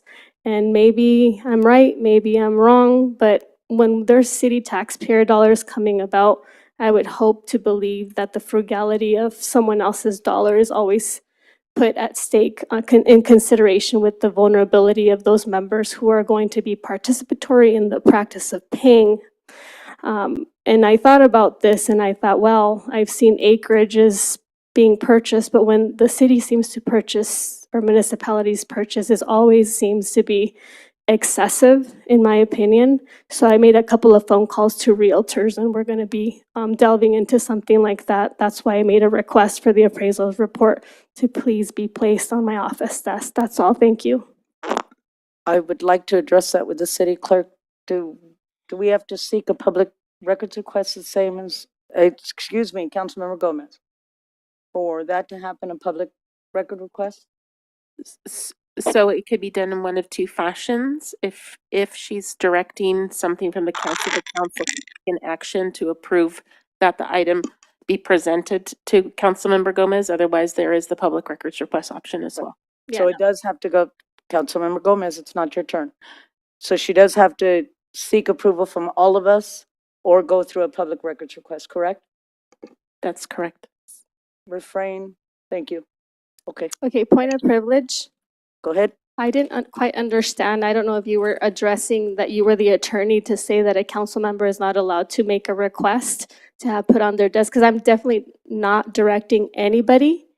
I made a request and I'm definitely not doing a public records because I have privilege to be a member to receive that information. So if that's what you were telling me and you were acting as the attorney, please let me know because I'm confused at this moment. No, my question was to the city clerk and the city clerk clarified it. You requested it be put in your box. That's a request for it to be put in your box. So I sought out request from the city clerk and she already let me know. Either we approve it as a whole or you have to do a public records request. So you have not put it in front of the council for all of us to get it. Right. So the city clerk is not the attorney either. Benny, I'll just yield back and I've made my statement. Thank you. Brunowski? The city clerk's analysis was correct. The council member cannot direct staff to do something independently of getting council direction, entire council direction. Thank you. I have nothing else. Madam Clerk, will you take the roll? Councilmember Gomez. Nay. Councilmember Irving. Yes. Councilmember Jones. Aye. Mayor Pro Tem Harriman. Yes. Mayor Becerra. Yes. Motion passes with Councilmember Gomez voting no. We've now taken action to approve staff's recommendation as presented on the agenda. Madam Mayor, can I just ask one question? Based on, is that process and procedure typical and unique to just Victorville? Because on other agencies, a member of the board can ask for information generally because we are elected officials. Right, you can ask for information, but to direct staff to put something like documents, that typically goes through the city manager's office. It certainly is the quick case in the city of Victorville per the municipal code and his contract. Okay. So it's to avoid staff basically, to avoid city council members directing staff to do certain things without the knowledge of the city manager. So we can't, if an appraisal exists, I'm just hypothetical. If an appraisal exists, we can ask, can we see a copy? The request should be asked to the city manager directly. I see. Okay, thank you. Thank you. At this time, we're going to move on to item 12, award of a standard construction agreement for building 686 interior renovations, project number CC 24-061. Mr. Metzler, would you kindly introduce this item? Thank you, Madam Mayor and members of the council. This item is involving a building that we own as the Southern California Logistics Airport Authority out at SCLA. This is a former jet engine repair facility, about a 59,000 square foot building, 1959 vintage, so it's been around for some time. And it's been unoccupied ever since we had transitioned the ownership from the Air Force to the city in the running of the airport. And we have found ourselves in the position, as you saw back in September, where we started making some investments in this building. We previously, in September of 2003, awarded a contract to actually do some meaningful repair work to the roof structure. This actually furthers our investment in this facility, this particular item, where we're actually constructing a number of interior renovations to prepare it for use by a tenant. Effectively, we're trying to put this facility on the market, and considering not only the demand for space out at the airport, but also the market prices that we're realizing in that environment out there. It's actually made sense from an investment perspective to redirect some of our net revenues as the airport operation to reinvesting in some of the facilities to help generate over the long term greater revenues for the airport operations. So with that, this item has been through the purchasing process. This item is brought to you by your airport director, Mr. Eric Ray, and he's the author on this item, and he's available for any questions or comments you might have. Thank you very much. Madam Clerk, would you please read the recommendation? That the Southern California Logistics Airport Authority Board of Directors approve the award of a standard construction agreement to Bob Walters Jr. Construction, Inc. in the amount not to exceed $385,600 for Building 686 interior renovations, Project CC 24-061. Thank you.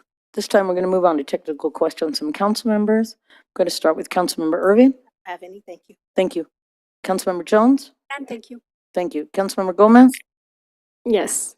Thank you for not reminding me that it's only for the building. I appreciate that.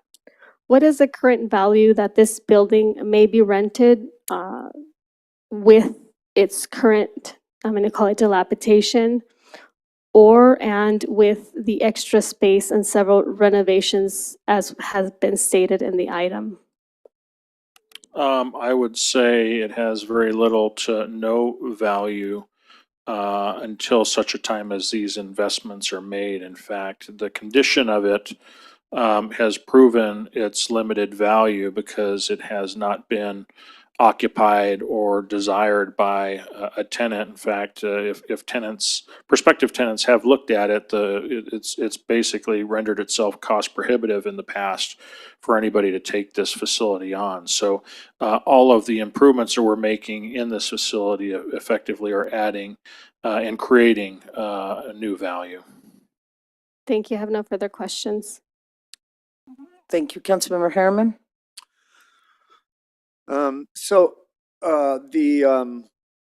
The amount that's left in this account is $576,624,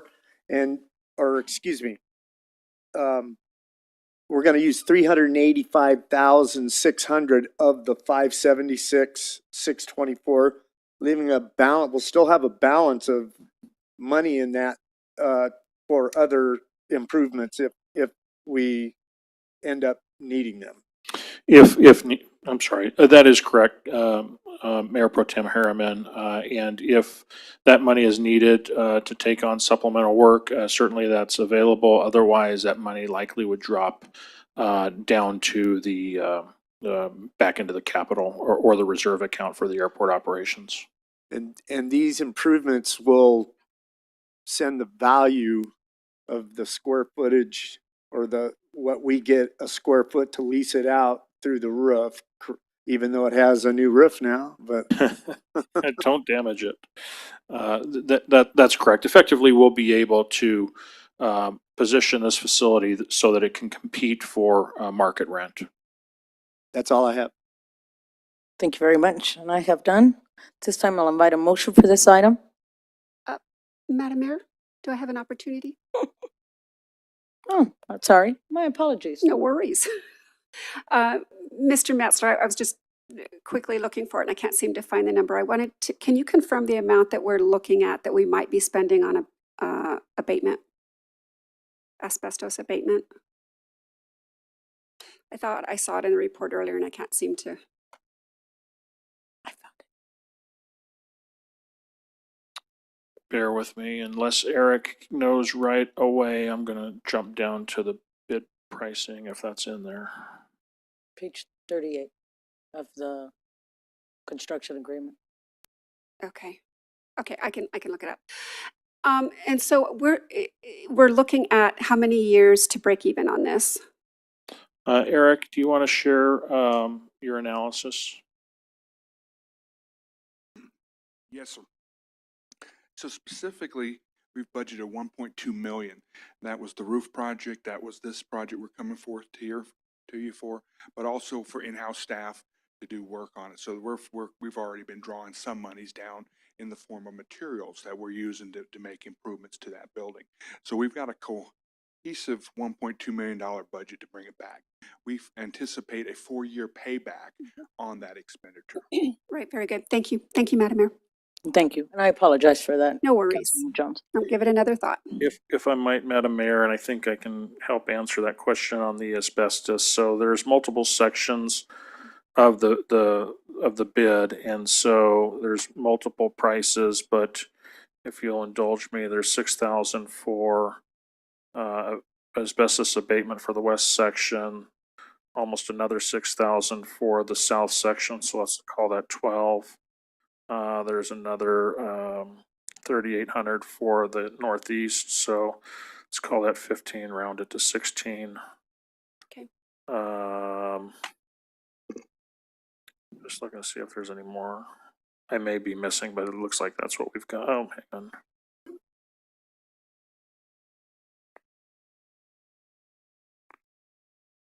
So I'm not seeing much more, so it's around that $16,000 number. Got it. Thank you. Thank you. At this time, I'm going to invite a motion for this item. Madam Mayor, I move that the SCLAA Board of Directors take action in accordance with the recommendations set forth on the agenda. Second. Okay. I have a first by Councilmember Jones, a second by Councilmember Harriman. Councilmember Jones, any comments on the pending motion? None. Thank you, Madam Mayor. Councilmember Harriman, any comments? I have none. Thank you. Councilmember Irving? No comments. Thank you. Councilmember Gomez? Yes. For this item, it was also a building item, and I appreciate not the reminders of not being opinionated on this item, so thank you. Move on. I have none. Madam Clerk, will you please take the vote? Councilmember Gomez. Aye. Councilmember Irving. Councilmember Jones. Aye. Mayor Pro Tem Harriman. Yes. Mayor Becerra. Aye. Motion passes unanimously. We've now taken action to approve staff's recommendation as presented on the agenda. Item number 13, citywide landscaping, beautification, and upkeep. Councilmember Jones, would you like to introduce this item since it was requested by you? Well, I think it was sort of informally, well, I think originally it was, but, so I'm going to let, if with your permission, I think I'm going to just yield to Mr. Metzler at this point. I may want to additionally tee up after he's finished, but at this point, I'm not, that's not likely. Thank you.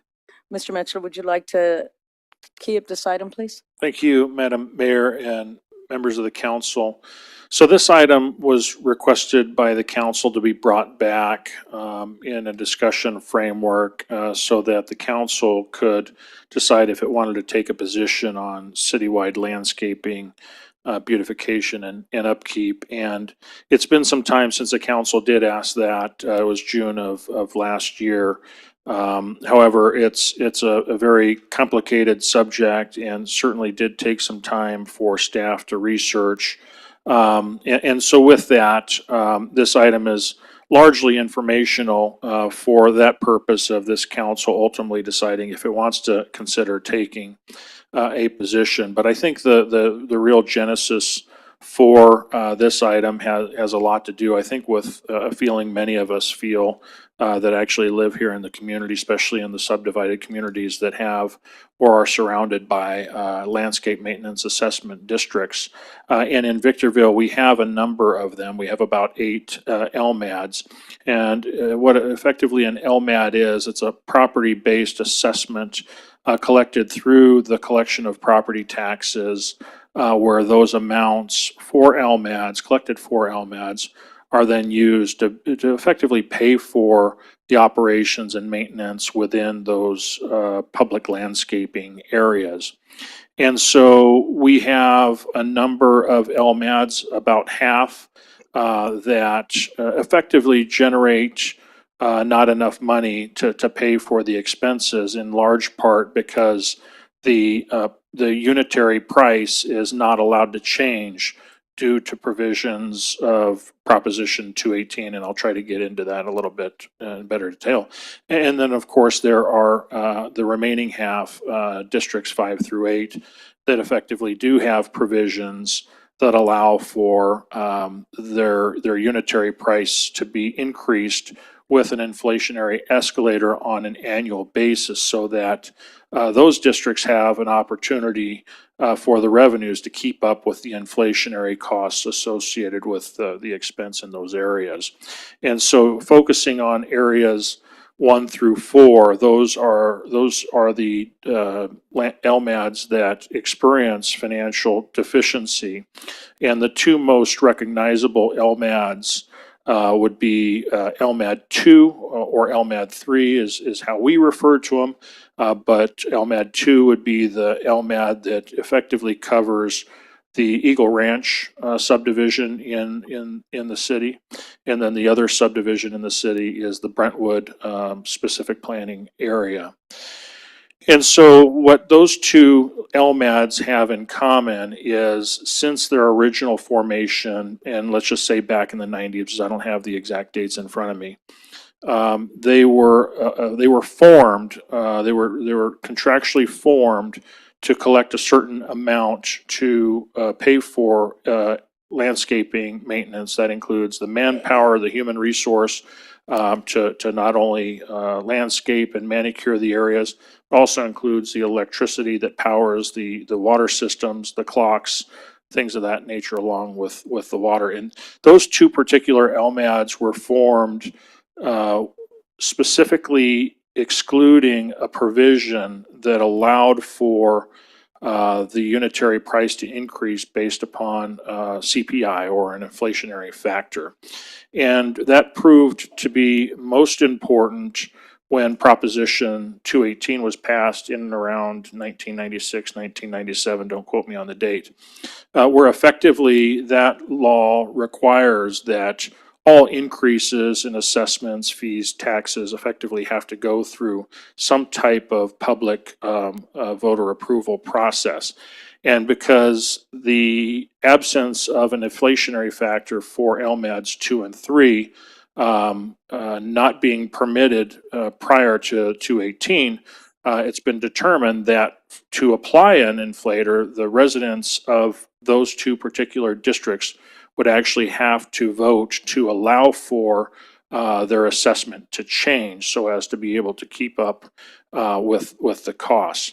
And so we have over the course of time, in fact, I think the last time we did it, where we actually took a ballot measure out to the property owners in those areas, was 2015, where we actually sought feedback not only from the property owners, we actually shared information with them about the conditions, and of course gave them the opportunity as property owners to have their say in what type of landscaping they would like to see. And of course, we have not been successful with the property owners in those two areas. And so we've effectively seen, and I think the frustrating part for us that are, that we hear from the residents in our community, is we're seeing landscaping in those particular areas curtailed. And so curtailed in the sense that we've been having to cut back the number of plants, the amount of watering, the frequency in shaping and pruning, things of that nature, to the point where, and while I still believe, despite the money constraints we've had, I do believe our LMADs look really, really good, especially considering the constraints that we have. Certainly, we've seen a decline because of the financial constraint in the look and appearance of the LMADs. So with that, we have, and I shared with you in this staff report, an actual memorandum, given some of that history, but also sharing with you some things that we're working on to try to help change or course correct, if you will, at least the physical side of the LMADs. We have pursued grant funding to actually work in some of the LMADs on a smaller scale, to use grant fundings for demonstration projects in actually swapping out the types of materials to a more drought tolerant desert landscaping. I do believe, unfortunately, there just are too limited amounts of money to basically take upon the large areas that are, say, for example, LMAD and 2 and LMAD 3. But it's certainly an effort by our part to at least make some changes in some of the LMADs. So with that, we do obviously have a very difficult situation here. From my view, it definitely requires some help from the residents, particularly as these types of improvements are special benefits to the landowners in those landscape maintenance assessment districts. Alternatively, unless the council were to identify or direct funds that it has within its discretion to perhaps spend or invest in these areas, it's going to be very difficult to course correct the trajectory that we're seeing as far as not only the money, but the conditions in these LMADs.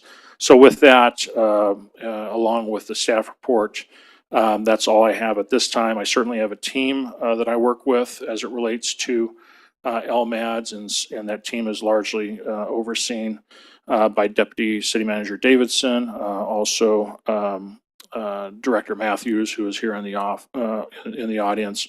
We're all available for any questions or comments you might have.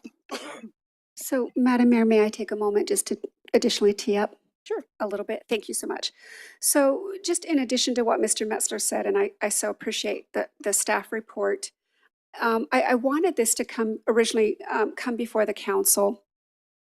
Not, we have certain LMADs that are underfunded certainly, and we're seeing increased, what people are fearing is blight.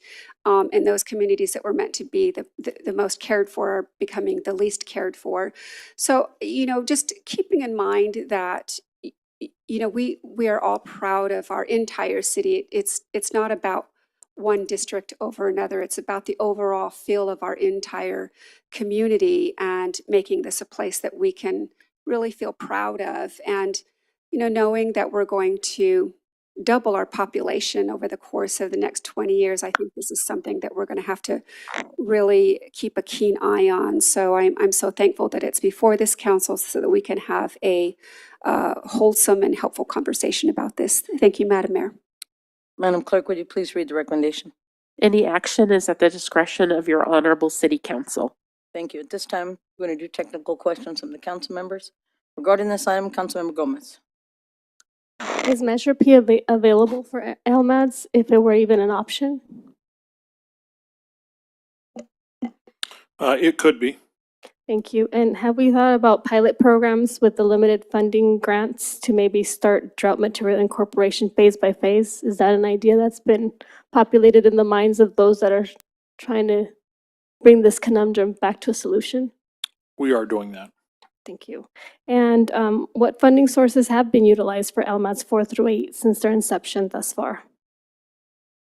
LMADs 4 through 8 are self-sufficient LMADs. They're actually generating the same exact type of money, the property-based landscape maintenance assessment collected through the property taxes. The difference being is that those LMADs have within their structure the ability to increase on an annual basis based upon the inflationary factors.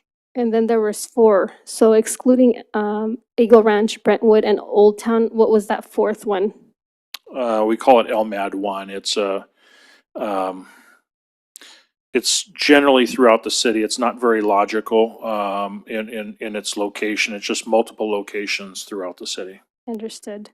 And which tools have we used to create that awareness that we're talking about in the agenda specifically for LMADs? Well, so all I can do is speak from the past, and as a public agency, we're prohibited from advocating, for or against in a particular position that effectively goes to the vote, in this case of the property owners. But what we have done in the past and what we can do, and we do very well, is provide the facts, provide the public information, create the awareness of the issues so that the public, the property owners in this particular case, have the best chance at being informed with the correct information so that they can make the most informed decision. And then what percentage is required and how many ballots for each LMAD would be required based on the current composition of the city and where the LMADs are currently established? So if there was a direction by the council to proceed and encourage proceed with a ballot measure, for lack of better terms, it's not really a measure. It would be property owner based, and it would only be those property owners that are affected by an LMAD. And so the easiest ones to identify are those that are in 2 and 3 and 4, which is the Old Town area. That's not a very big one. And so if one, it'd be hard for me to explain. But whoever's getting assessed, whichever properties in the city are assessed, if we were to move forward with a ballot, those ballots, they would be mailed ballots to the property owners. And only the property owners would be permitted to vote. And my understanding is that the calculation of the votes would be based upon those ballots actually returned. And it would be a measure of those ballots from property owners returned, and it requires a 50% plus one vote to change the method in which the assessment is currently being levied. So that would be very tough then. 50 plus 1, it's from the actual mail ballots returned or from those affected? Returned. Okay, understood. And explain a little bit more of that protest vote to correct the methodology, which is referred as protests. I will address them as contributors because they would be paying for this.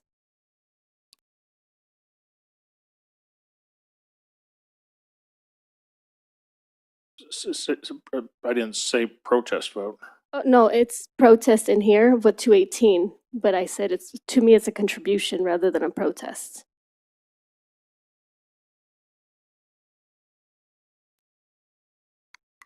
Because payers are paying, right? So they're contributing, property owners would be contributing to that cost. Correct. So that's why I asked if you could explain more about quote unquote a protest vote to correct the methodology and what it means. Close quotes. I can't. The way I just explained it is the way that it would apply in this particular case. Understood. You have 3 items: assess for special benefits of common landscaping, annex into more self-sufficient LMAD 6, considering discretionary funds, and funds or measures P to address. I'm not sure that you addressed the assess for special benefit of common landscaping. Would you address that, what it means? No, that's what we're talking about as it relates to an LMAD. Okay, so then there's 3 ways of doing this: is to do an assessment, to do an annexation of self-funding. I guess taxpayers do the funding themselves somehow, or using measure P to address the needs. Those are the 3 options. Those are options that we see. I think the annexation one is probably more complicated and probably more difficult to educate the public on. But it's an option out there. And it's an option out there because I'll give you an example.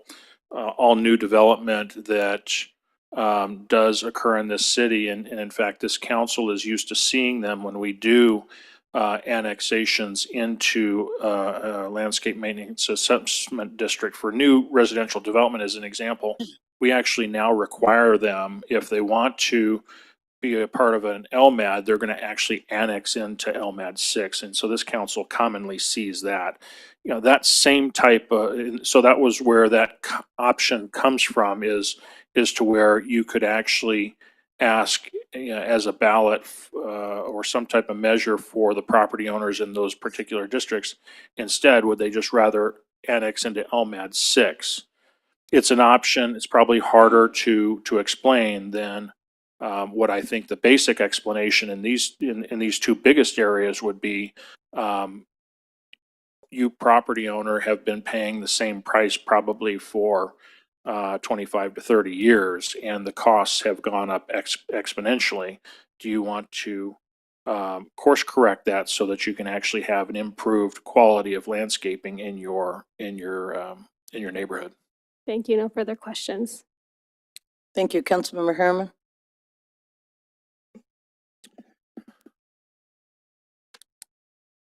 I have none. Thank you, Councilmember Irving. Yes. Initially, when I read this report, I had some concerns, and I guess my concern is what's fair and equitable for all of Victorville. I definitely see the need for citywide landscaping, beautification, and upkeep. You did mention that in 2015, the ballot measure was put before the voters and they voted it down. Is that correct? In those neighborhoods, and let me check my notes real fast.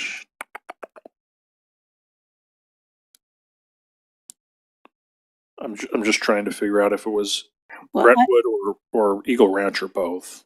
But the answer ultimately is yes. I would imagine so. Nobody wants to increase their taxes. It was LMADS 1 through 3. I've got the information here. And the certain grants that we've applied for or that we've received is not doing what it needs to do. I would like for us to, you spoke about course correct. I'm assuming to course correct would mean we put a ballot measure before the property owners once again. Is that correct? Yes. Okay. And do we have a dollar, I didn't see this, a dollar figure if indeed we are not able to do that? How much would it cost so that we could initiate a citywide landscaping beautification and upkeep program for the entire city? Is that what's proposed? So the course correction that's most needed is in those LMADs 1 through 4 that have a deficient collection.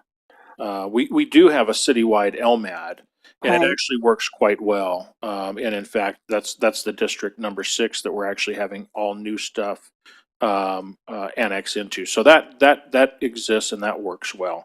I think if I were to characterize it, if there was a most directed need, it would be a course correction in these LMADs 1 through 4. I understand that, and I also understand that, I understand blight.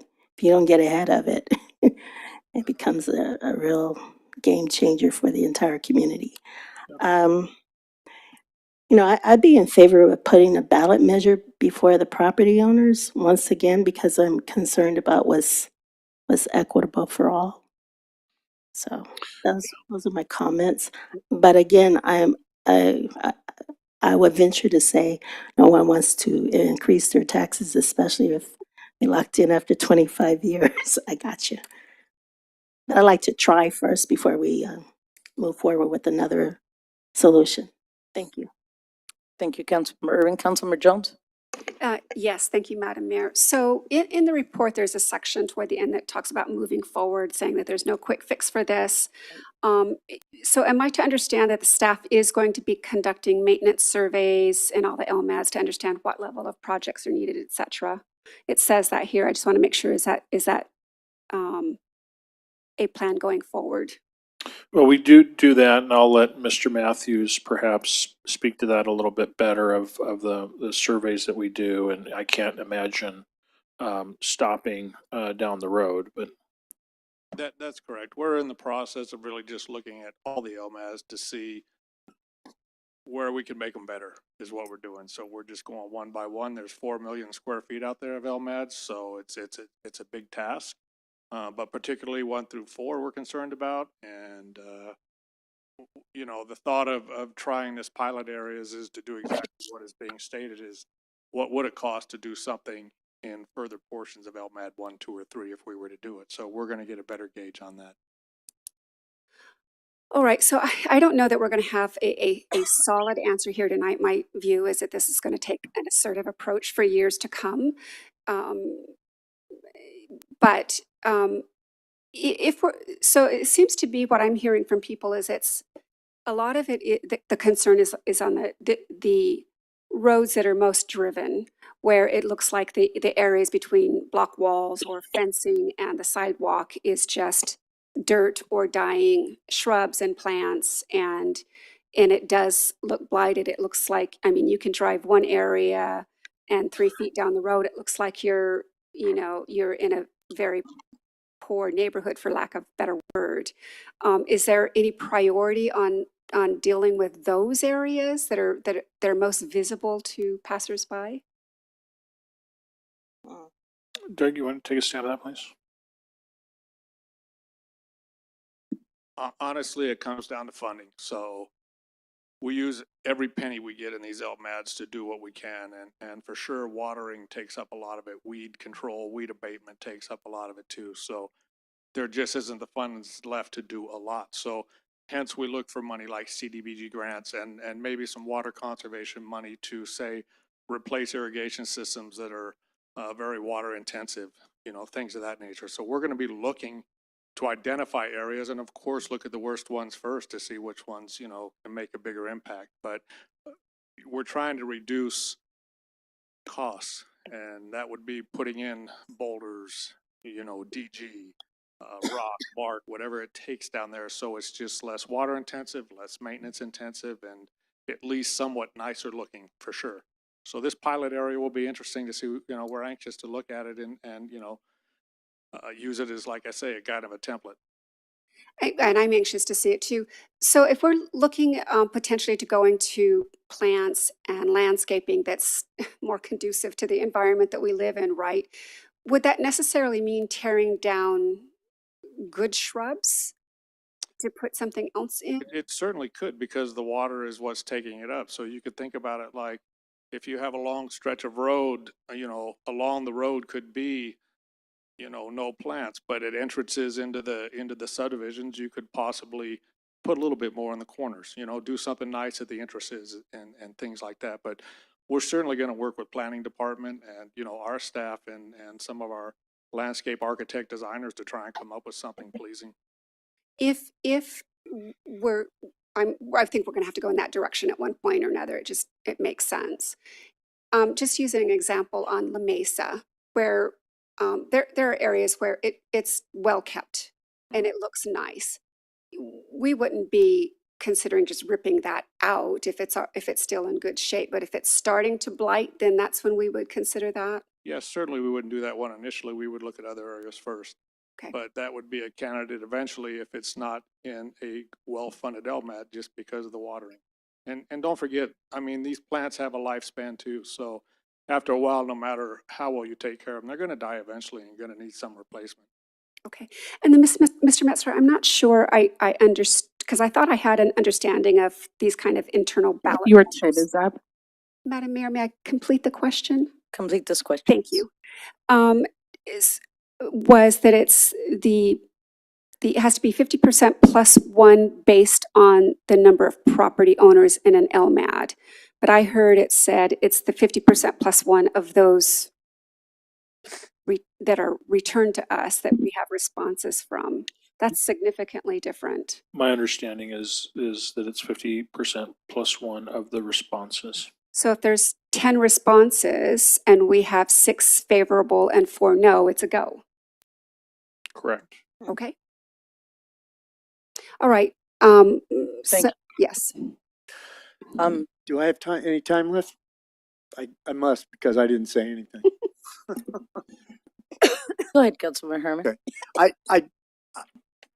I was quiet the first time, but this has actually been something real concerning of me. In fact, it led to me getting involved with the city and the planning commission.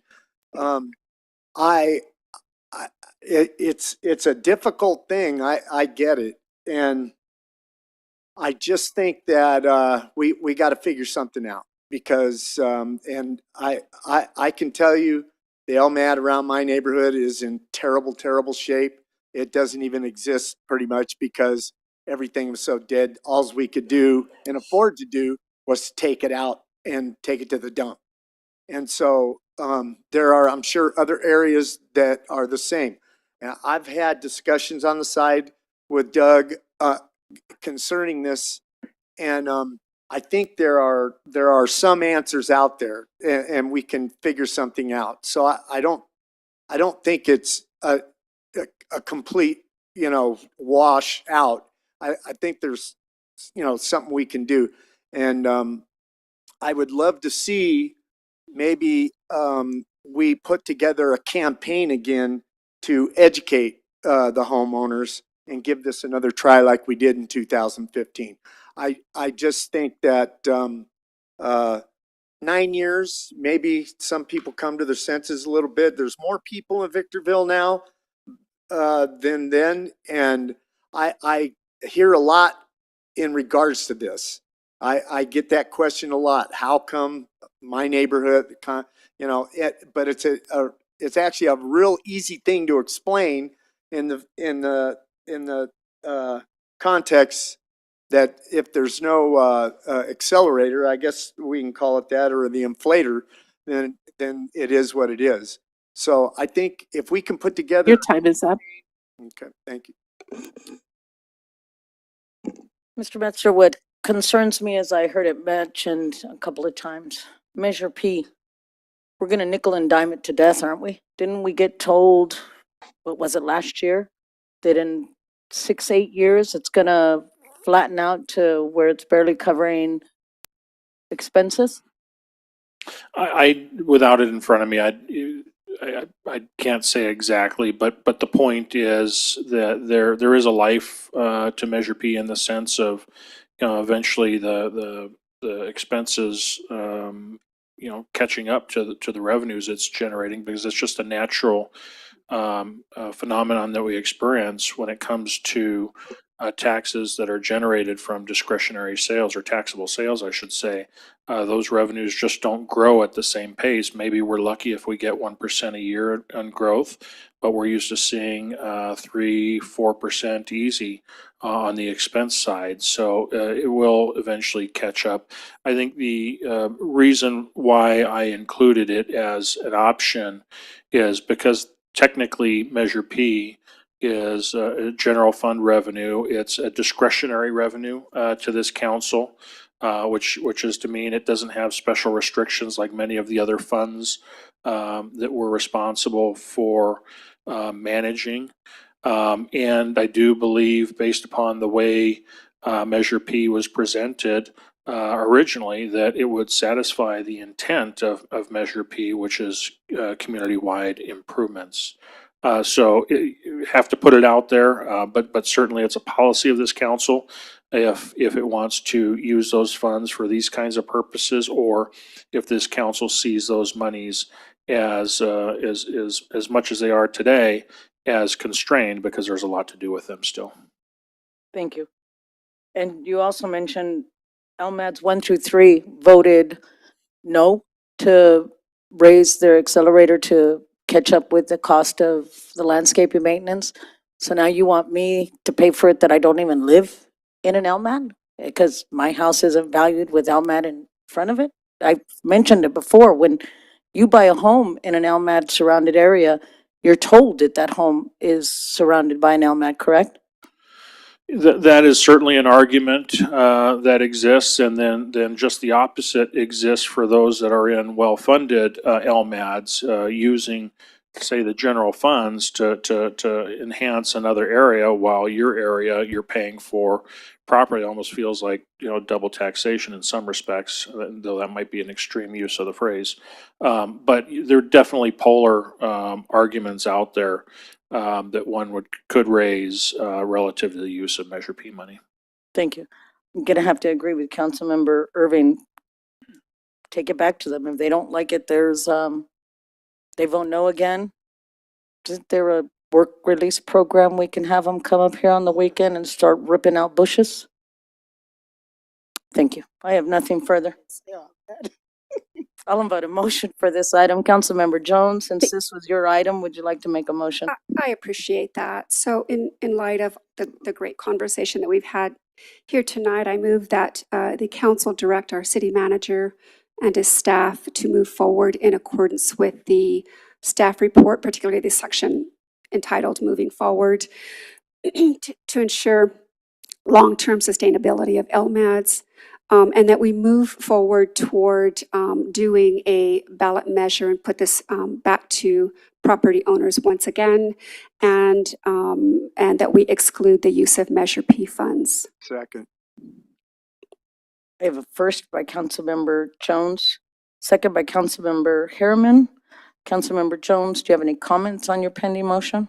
Well, I think that this is a good start on this. This is, we need to think about the beauty and the upkeep of our city. It says a lot about who we are as a people, and we are a good people here in Victorville. And I think our city should reflect that. I think that we all here behind the council have heard people at one point or another express great concern about some areas that look very blighted. No one wants to see that, no matter where you live in this city. I do think that we need to think about our entire city and the feel of our entire city. And so I would certainly ask that my colleagues vote in favor of this motion. Thank you, Madam Mayor. Thank you. Councilmember Harriman? I just think that it'll be a plus for the community. I don't know if anybody's been to Santa Clarita, but the whole city has been done with large LMADs, and the whole area is beautiful. And I understand we're not talking about, gigantic ones, but, smaller, on a smaller level. So I would agree a campaign to try to get some annexation is in warrant. Thank you. Councilmember Gomez? Yes, I have a completely opposite understanding of the opinions of the members that I've been serving and I've been visiting in the areas of the city. A lot of my community members, either they're tenants or they're property owners, that whatever is happening with the economy, forces them to either put their property on the market or, having to rent or sublease, which goes in turn to look at the amounts of LMADs 1 through 4 in terms of how much those members are when it comes to the federal thresholds of poverty levels, which could be a reason why many of the property owners have decided not to annex or have a property increase, especially when you have 5 members who seem to enforce what Blythe is to them and how they would like the properties of others to look like, and what Blythe is described in every mind's perception may differ in how we've lived or grown up. So I appreciate the conversation, but I do believe the property owners continue to have the right to understand that they understand why they're not able to do an extra cost and why Measure P was voted by a lot of these very members, thinking that it would be something for them to be gapped and still be able to provide that beautification, quote unquote, whatever is subject to them. Thank you. Councilmember Irving?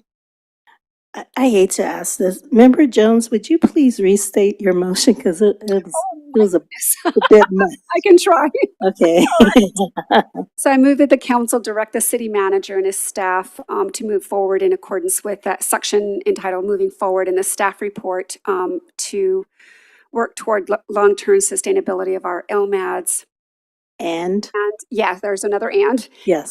To exclude the use of Measure P funds, and then to move forward with putting, I don't know if the right word is a ballot measure for property owners to include inflators. Okay. Yeah. Thank you. I don't have any comments. I'm ready for the question. Okay. Thank you. I have none. Madam Clerk, will you take the roll? Councilmember Gomez? Nay. Councilmember Irving? Yes. Councilmember Jones? Aye.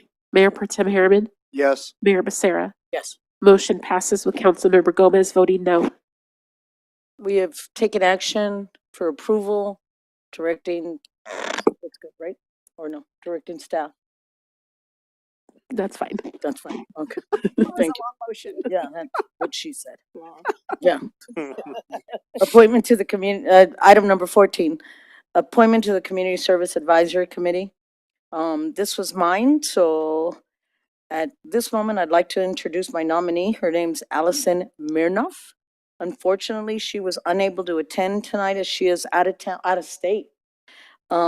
She has been a resident of Victorville since she was in kindergarten, was active in many programs in the city of Victorville at the time. She stays in Victorville and she's now a teacher and is at the same school district that she attended. She loves her family, is passionate about the well-being and engagement of all kids. That's why she's a teacher. And if appointed, she's excited to contribute to the programs that brought her joy as a child and ensure that other children can experience the same. Madam Clerk, will you please read the recommendation? That your Honorable City Council appoint Allison Mehrhoff to serve on the Community Services Advisory Committee as recommended by Mayor Becerra. Thank you. Now I'm going to take questions, well, directed to you from the council members. Councilmember Harriman, Questions? if you have any. Her application and her, I have none. you have none? Councilmember Jones? No, none, thank you. Councilmember Irvin? No, I don't. Councilmember Gomez? Yes, what's very important to me is this candidate domiciled in Victorville currently, which is different than living or residing in Victorville? That's just a concern I've had because it's been brought to me, my attention and my candidate, so I felt that might be something pressing for everyone else. Well, I'm sure she doesn't live like in somebody's backyard in a trailer because we have an address for her.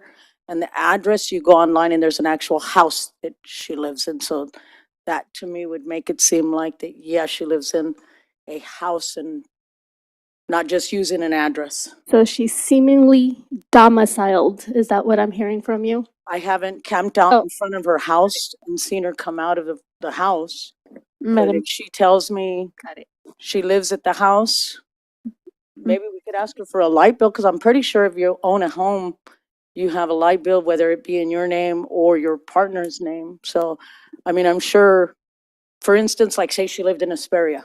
She was living with her boyfriend or her husband over there, but she's saying she lives here.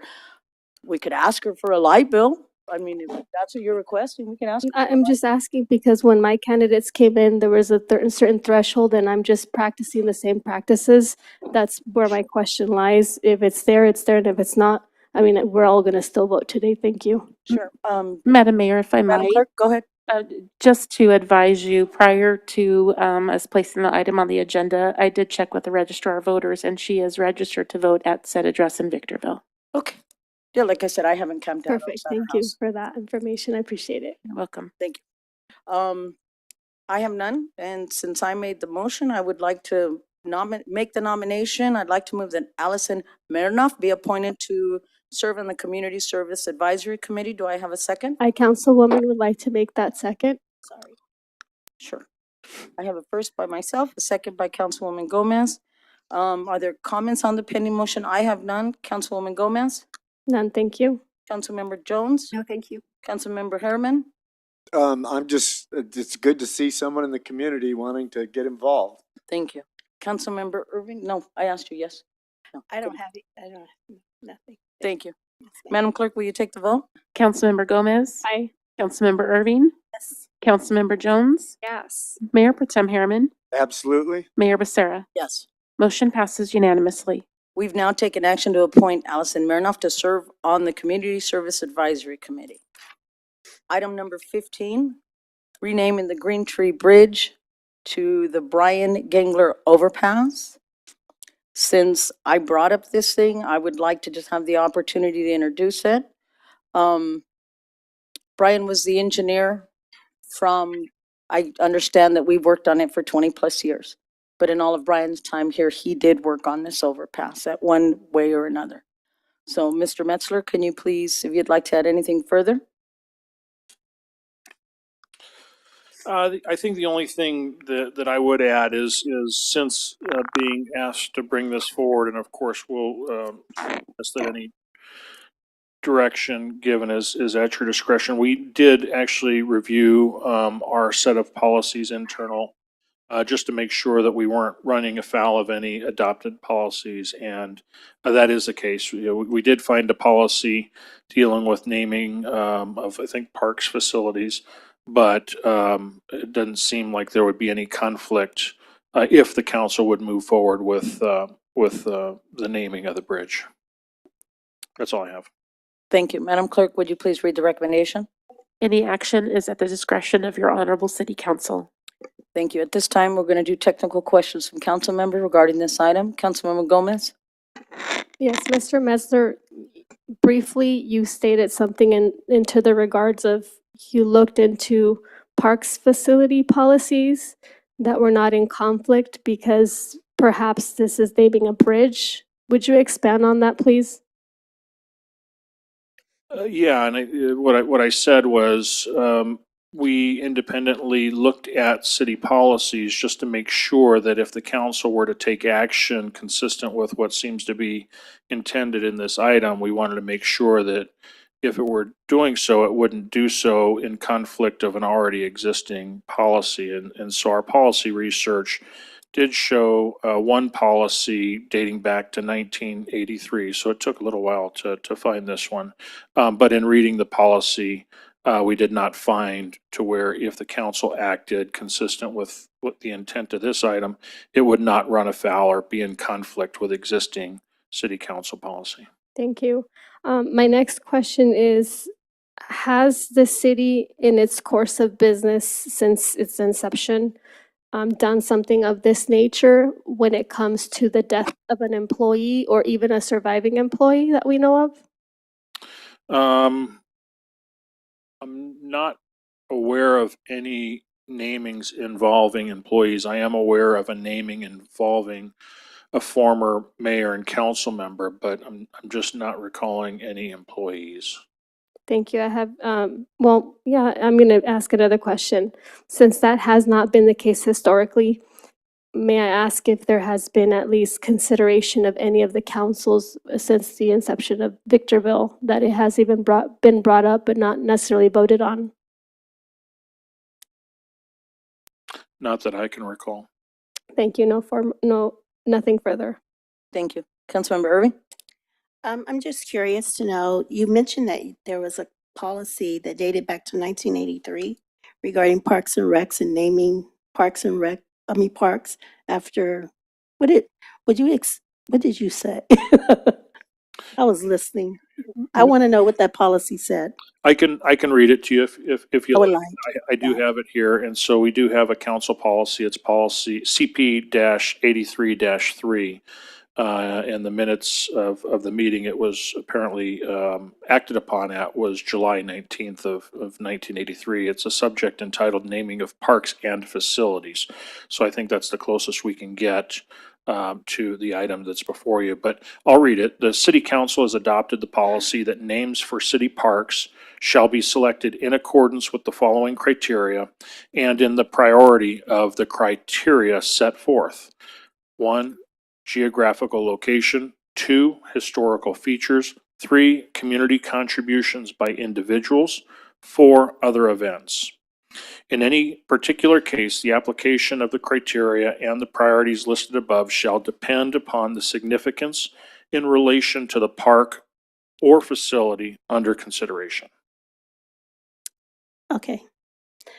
I'm only asking that question. While I think that it's a wonderful idea to name the bridge after Mr. Gangler, or I'm asking because generally there is a criteria that boards or agencies, councils use to make these kinds of decisions, and I wanted to know what the criteria was.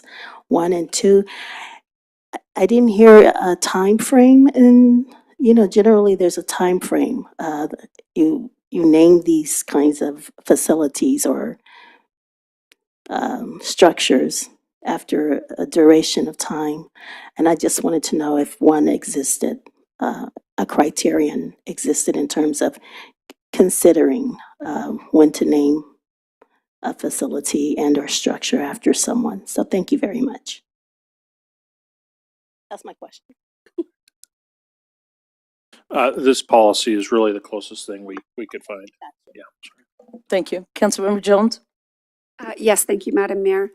Yeah, what would be involved specifically in renaming it? I mean, right next, I'm just trying to break it down.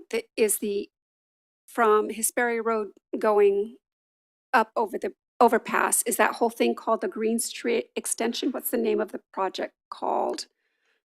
Is it, I mean, I've always known it as the Green Tree Extension. If we rename the overpass, what's involved in doing that?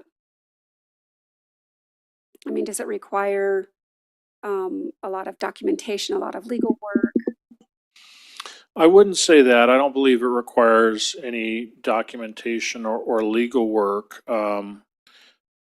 because the only thing I can think of that would require documentation or some type of legal work would be perhaps the changing of a street name, and that's not what I understand this item to be asking. The street name is going to be Green Tree Boulevard. It is Green Tree Boulevard, and so with this item, you know, I guess it really is up to the council in terms of what it envisions by memorializing the naming. You know, just based upon the one experience that I can recall, we have one bridge named after former Mayor Goodwill. I believe he was a mayor in the late 80s who did pass away.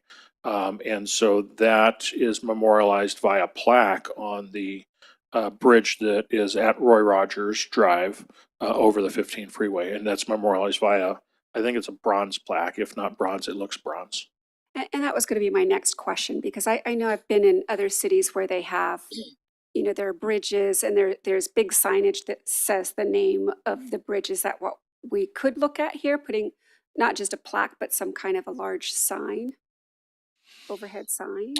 Certainly could. I think we would definitely encourage your deliberation and sharing of vision. And of course, given the sharing of that, we can let you know if we can execute. If it was a plaque or a sign, we're really good at street signs, so definitely could do a street sign. All right, thank you. And yeah, I think that's all the questions I have. Thank you, Madam Mayor. Thank you. Councilmember Herman? Yeah, I kind of, the same thing, you know, sometimes you go down the freeway and a fallen highway patrolman, there's a sign. I'm thinking if we could put up a sign, you know, similar to that. And if we want to even go a step further, I believe there's a brass plaque already on the bridge with my name on it, which I don't know why. That seems awfully generous, but maybe something like that also. But I do see highways that have fallen police officers or highway patrolmen called out, and I'd like to see something like that. Thank you. Since this was my item, I'm going to go ahead and make a motion. Okay. I'd like to move that the Green Tree Bridge only be renamed to the Brian Gangler Overpass. With signs and a brass plaque in the corner. If you want, you can move Bob's name off of it and put Brian's name there. I think his name's already on there, but I got a chisel for you. That is my motion. Second. I have a first by myself, a second by Councilmember Harriman. I have no discussion. Councilmember Harriman? I have none. Councilmember Jones? None. Councilmember Irving? No. Councilmember Gomez? Yes, I would like to venture and say that if we have a colleague who we've worked with and we've known very closely, if that would be one of the criterias, that would be, I think we need to look forth to creating that, because I wouldn't want any Victorville employee to feel left out because they didn't have any kind of personal relationship, or they were not valued enough, or their stagnation of the time that they were here to supply their family and foods and what they need. I wouldn't like to create that benchmark for any employee in the city of Victorville, which I think it's a slippery slope, and it may be the fact, and maybe every employee here feels the same way, to name something over someone very precious that was here at the city working as hard. But at the same time, I would not want any other employee to feel that they have to reach a certain mark without having the obvious thresholds and measurements and scalings that something is very similar or general as the 1983 July 19th thresholds. And that's my commentary towards that motion that's going to be at the moment stated by Ms. Jennifer Thompson. Madam Clerk, will you take the vote? Councilmember Gomez, Nay. Councilmember Irving, Yes. Councilmember Jones, Aye. Mayor Pro Tem Harriman, Yes. Mayor Becerra. Yes, Motion passes with Councilmember Gomez voting no. we have now taken action. We've now taken action to renaming the Green Tree Extension Overpass to the Brian Gagler Overpass. Item number 16, display cases for awards. Mayor Pro Tem Harriman, would you like to introduce this item since it was requested by you? This is pretty simple.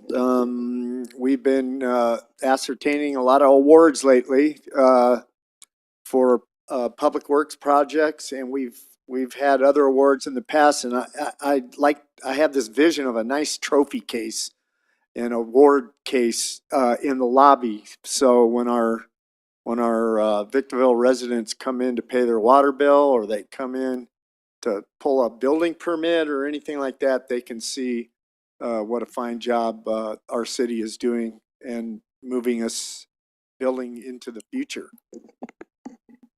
Thank you. Mr. Metzler, would you like to add anything further?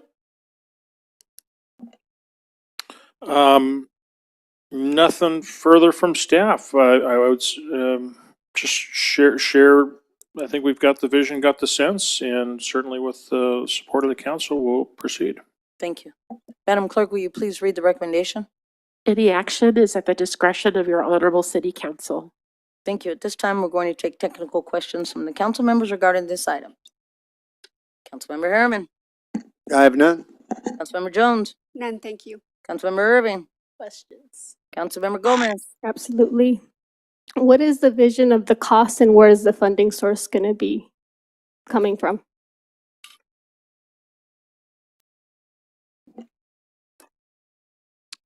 Certainly don't know the cost at this point in time. I think as a part of the typical process, when we get this type of direction, if it is required to come back, of course, we'd bring it back. It's very likely, especially considering the fact that we're in budget mode right now, given direction tonight, we probably be most appropriate for us to just roll that into the budget process so that we get the appropriation of funds, and we would establish a number for the appropriation of funds based upon some research that we'll have to go out and do fairly quickly to identify the location, what it's going to look like. Is it something that's going to be store-bought, manufactured custom, whether by internal staff or at some type of shop? All of that would be figured out and done so before we actually tried to put a price to it. And then funding source, we wouldn't really be able to answer that until we get through the appropriations process, which if you'll allow us to do it through the budget process, we would identify it in the budget process.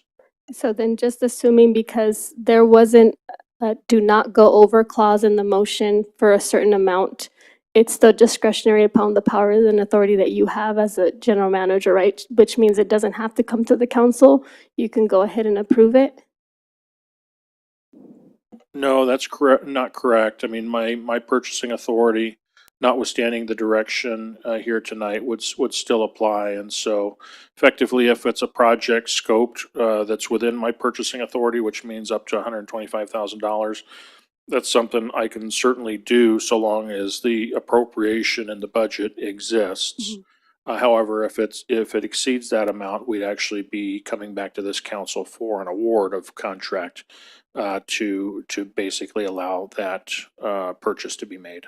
And I did hear you mention something about the positioning or the placement, which means there is probably no understanding of where it might be placed, but just hearing Mr. Harriman Pro Tem say maybe around permit in the water division, maybe is that where is the consideration, or are we also scoping out other areas?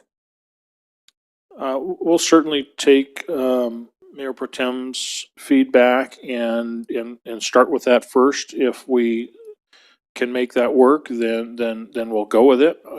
If we believe that there's constraints or issues, we can certainly bring that back to the council. Okay, and is it safe to say, because there was no exclusion of Measure P funding, that is something viable? There was no exclusion clause for discretionary funds for the general fund. That is something also quite possible, among others that I may not be aware of. I would say it's possible. We haven't identified the funding source yet. And if we're able to do it as a part of the budgeting process, one of the things that we customarily do as a part of the budgeting process for all funds is actually conduct a cash flow, basically to figure out what funds can afford it in this particular case. Thank you. I have no further questions. I have none. I'll invite a motion for this item. Mayor Pro Tem Harriman, since this was your item, would you like to make the motion?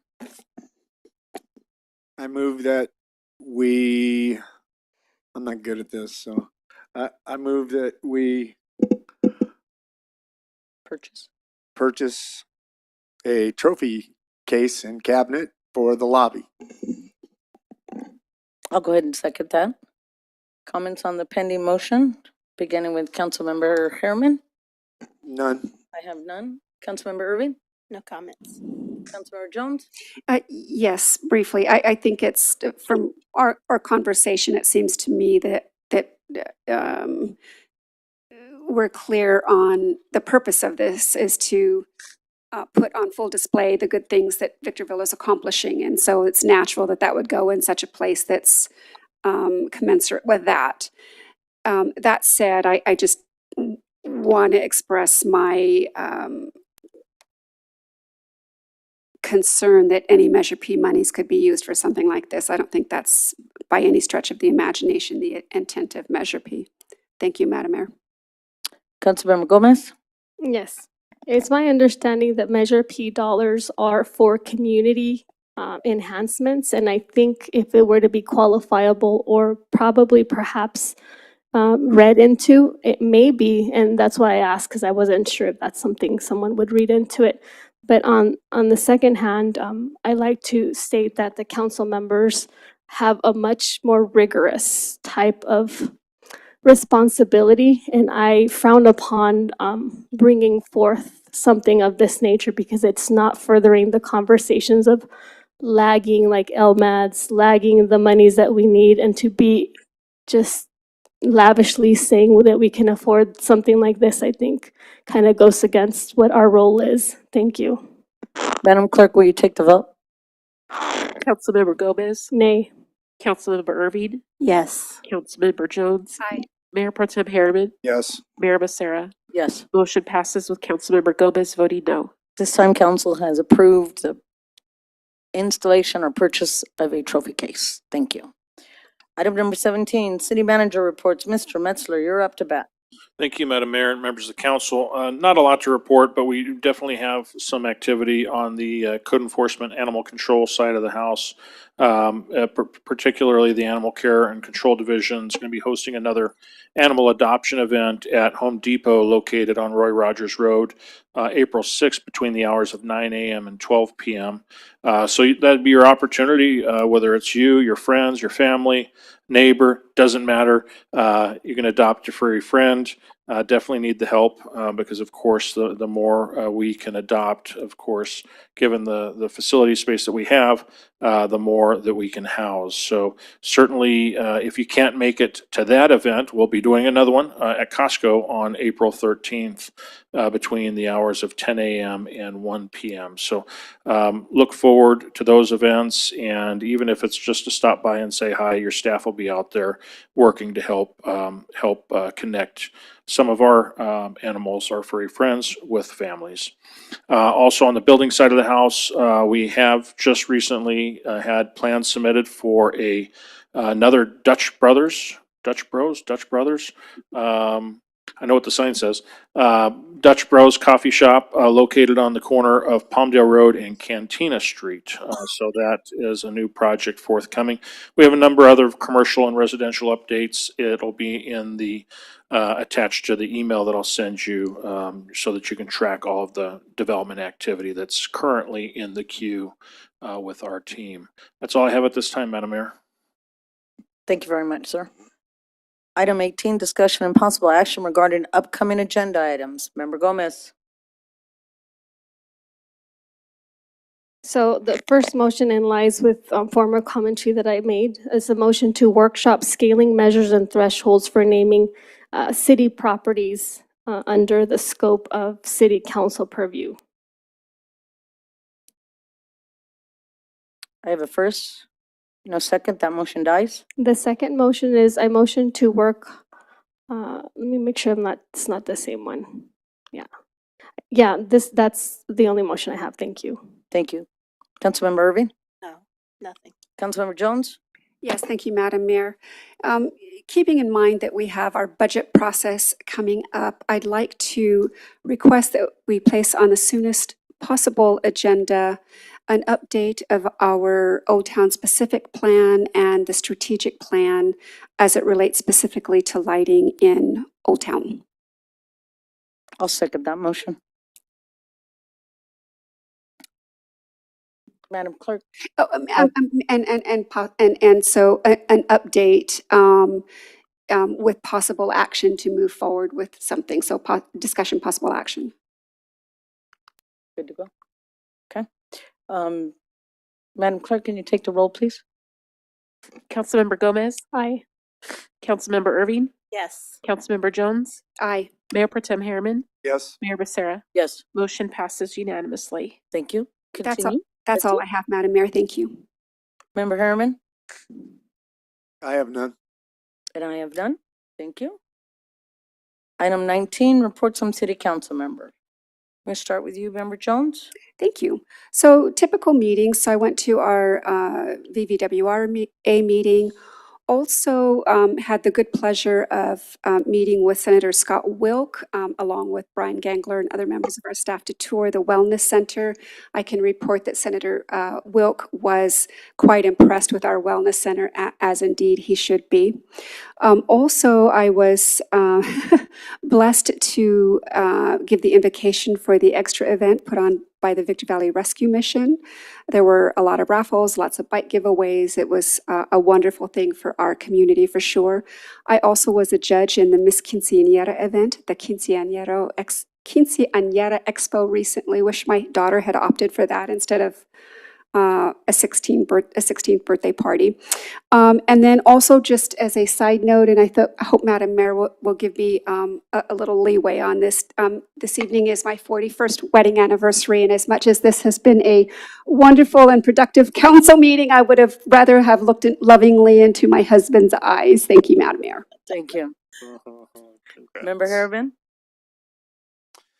I would just like, with the rain we had, I just want to give kudos to our Public Works Department. They're just right on top of things.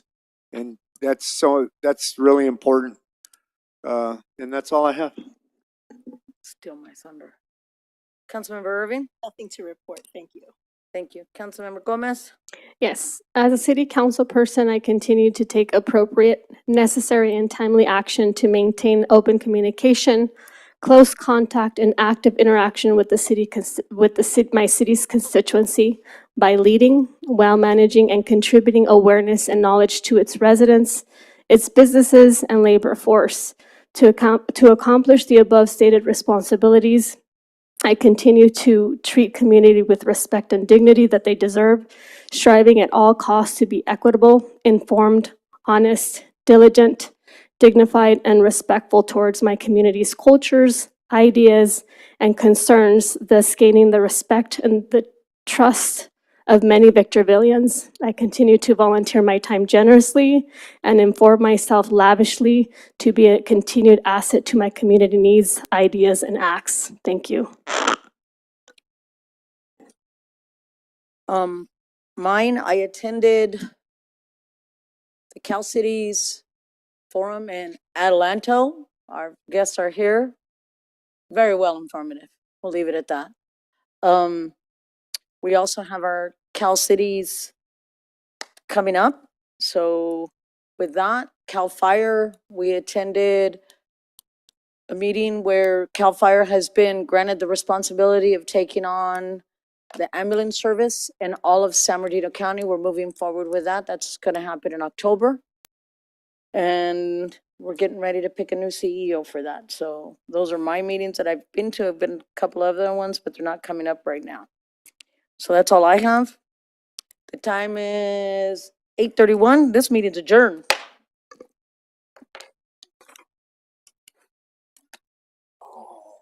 I was gonna tell you happy birthday.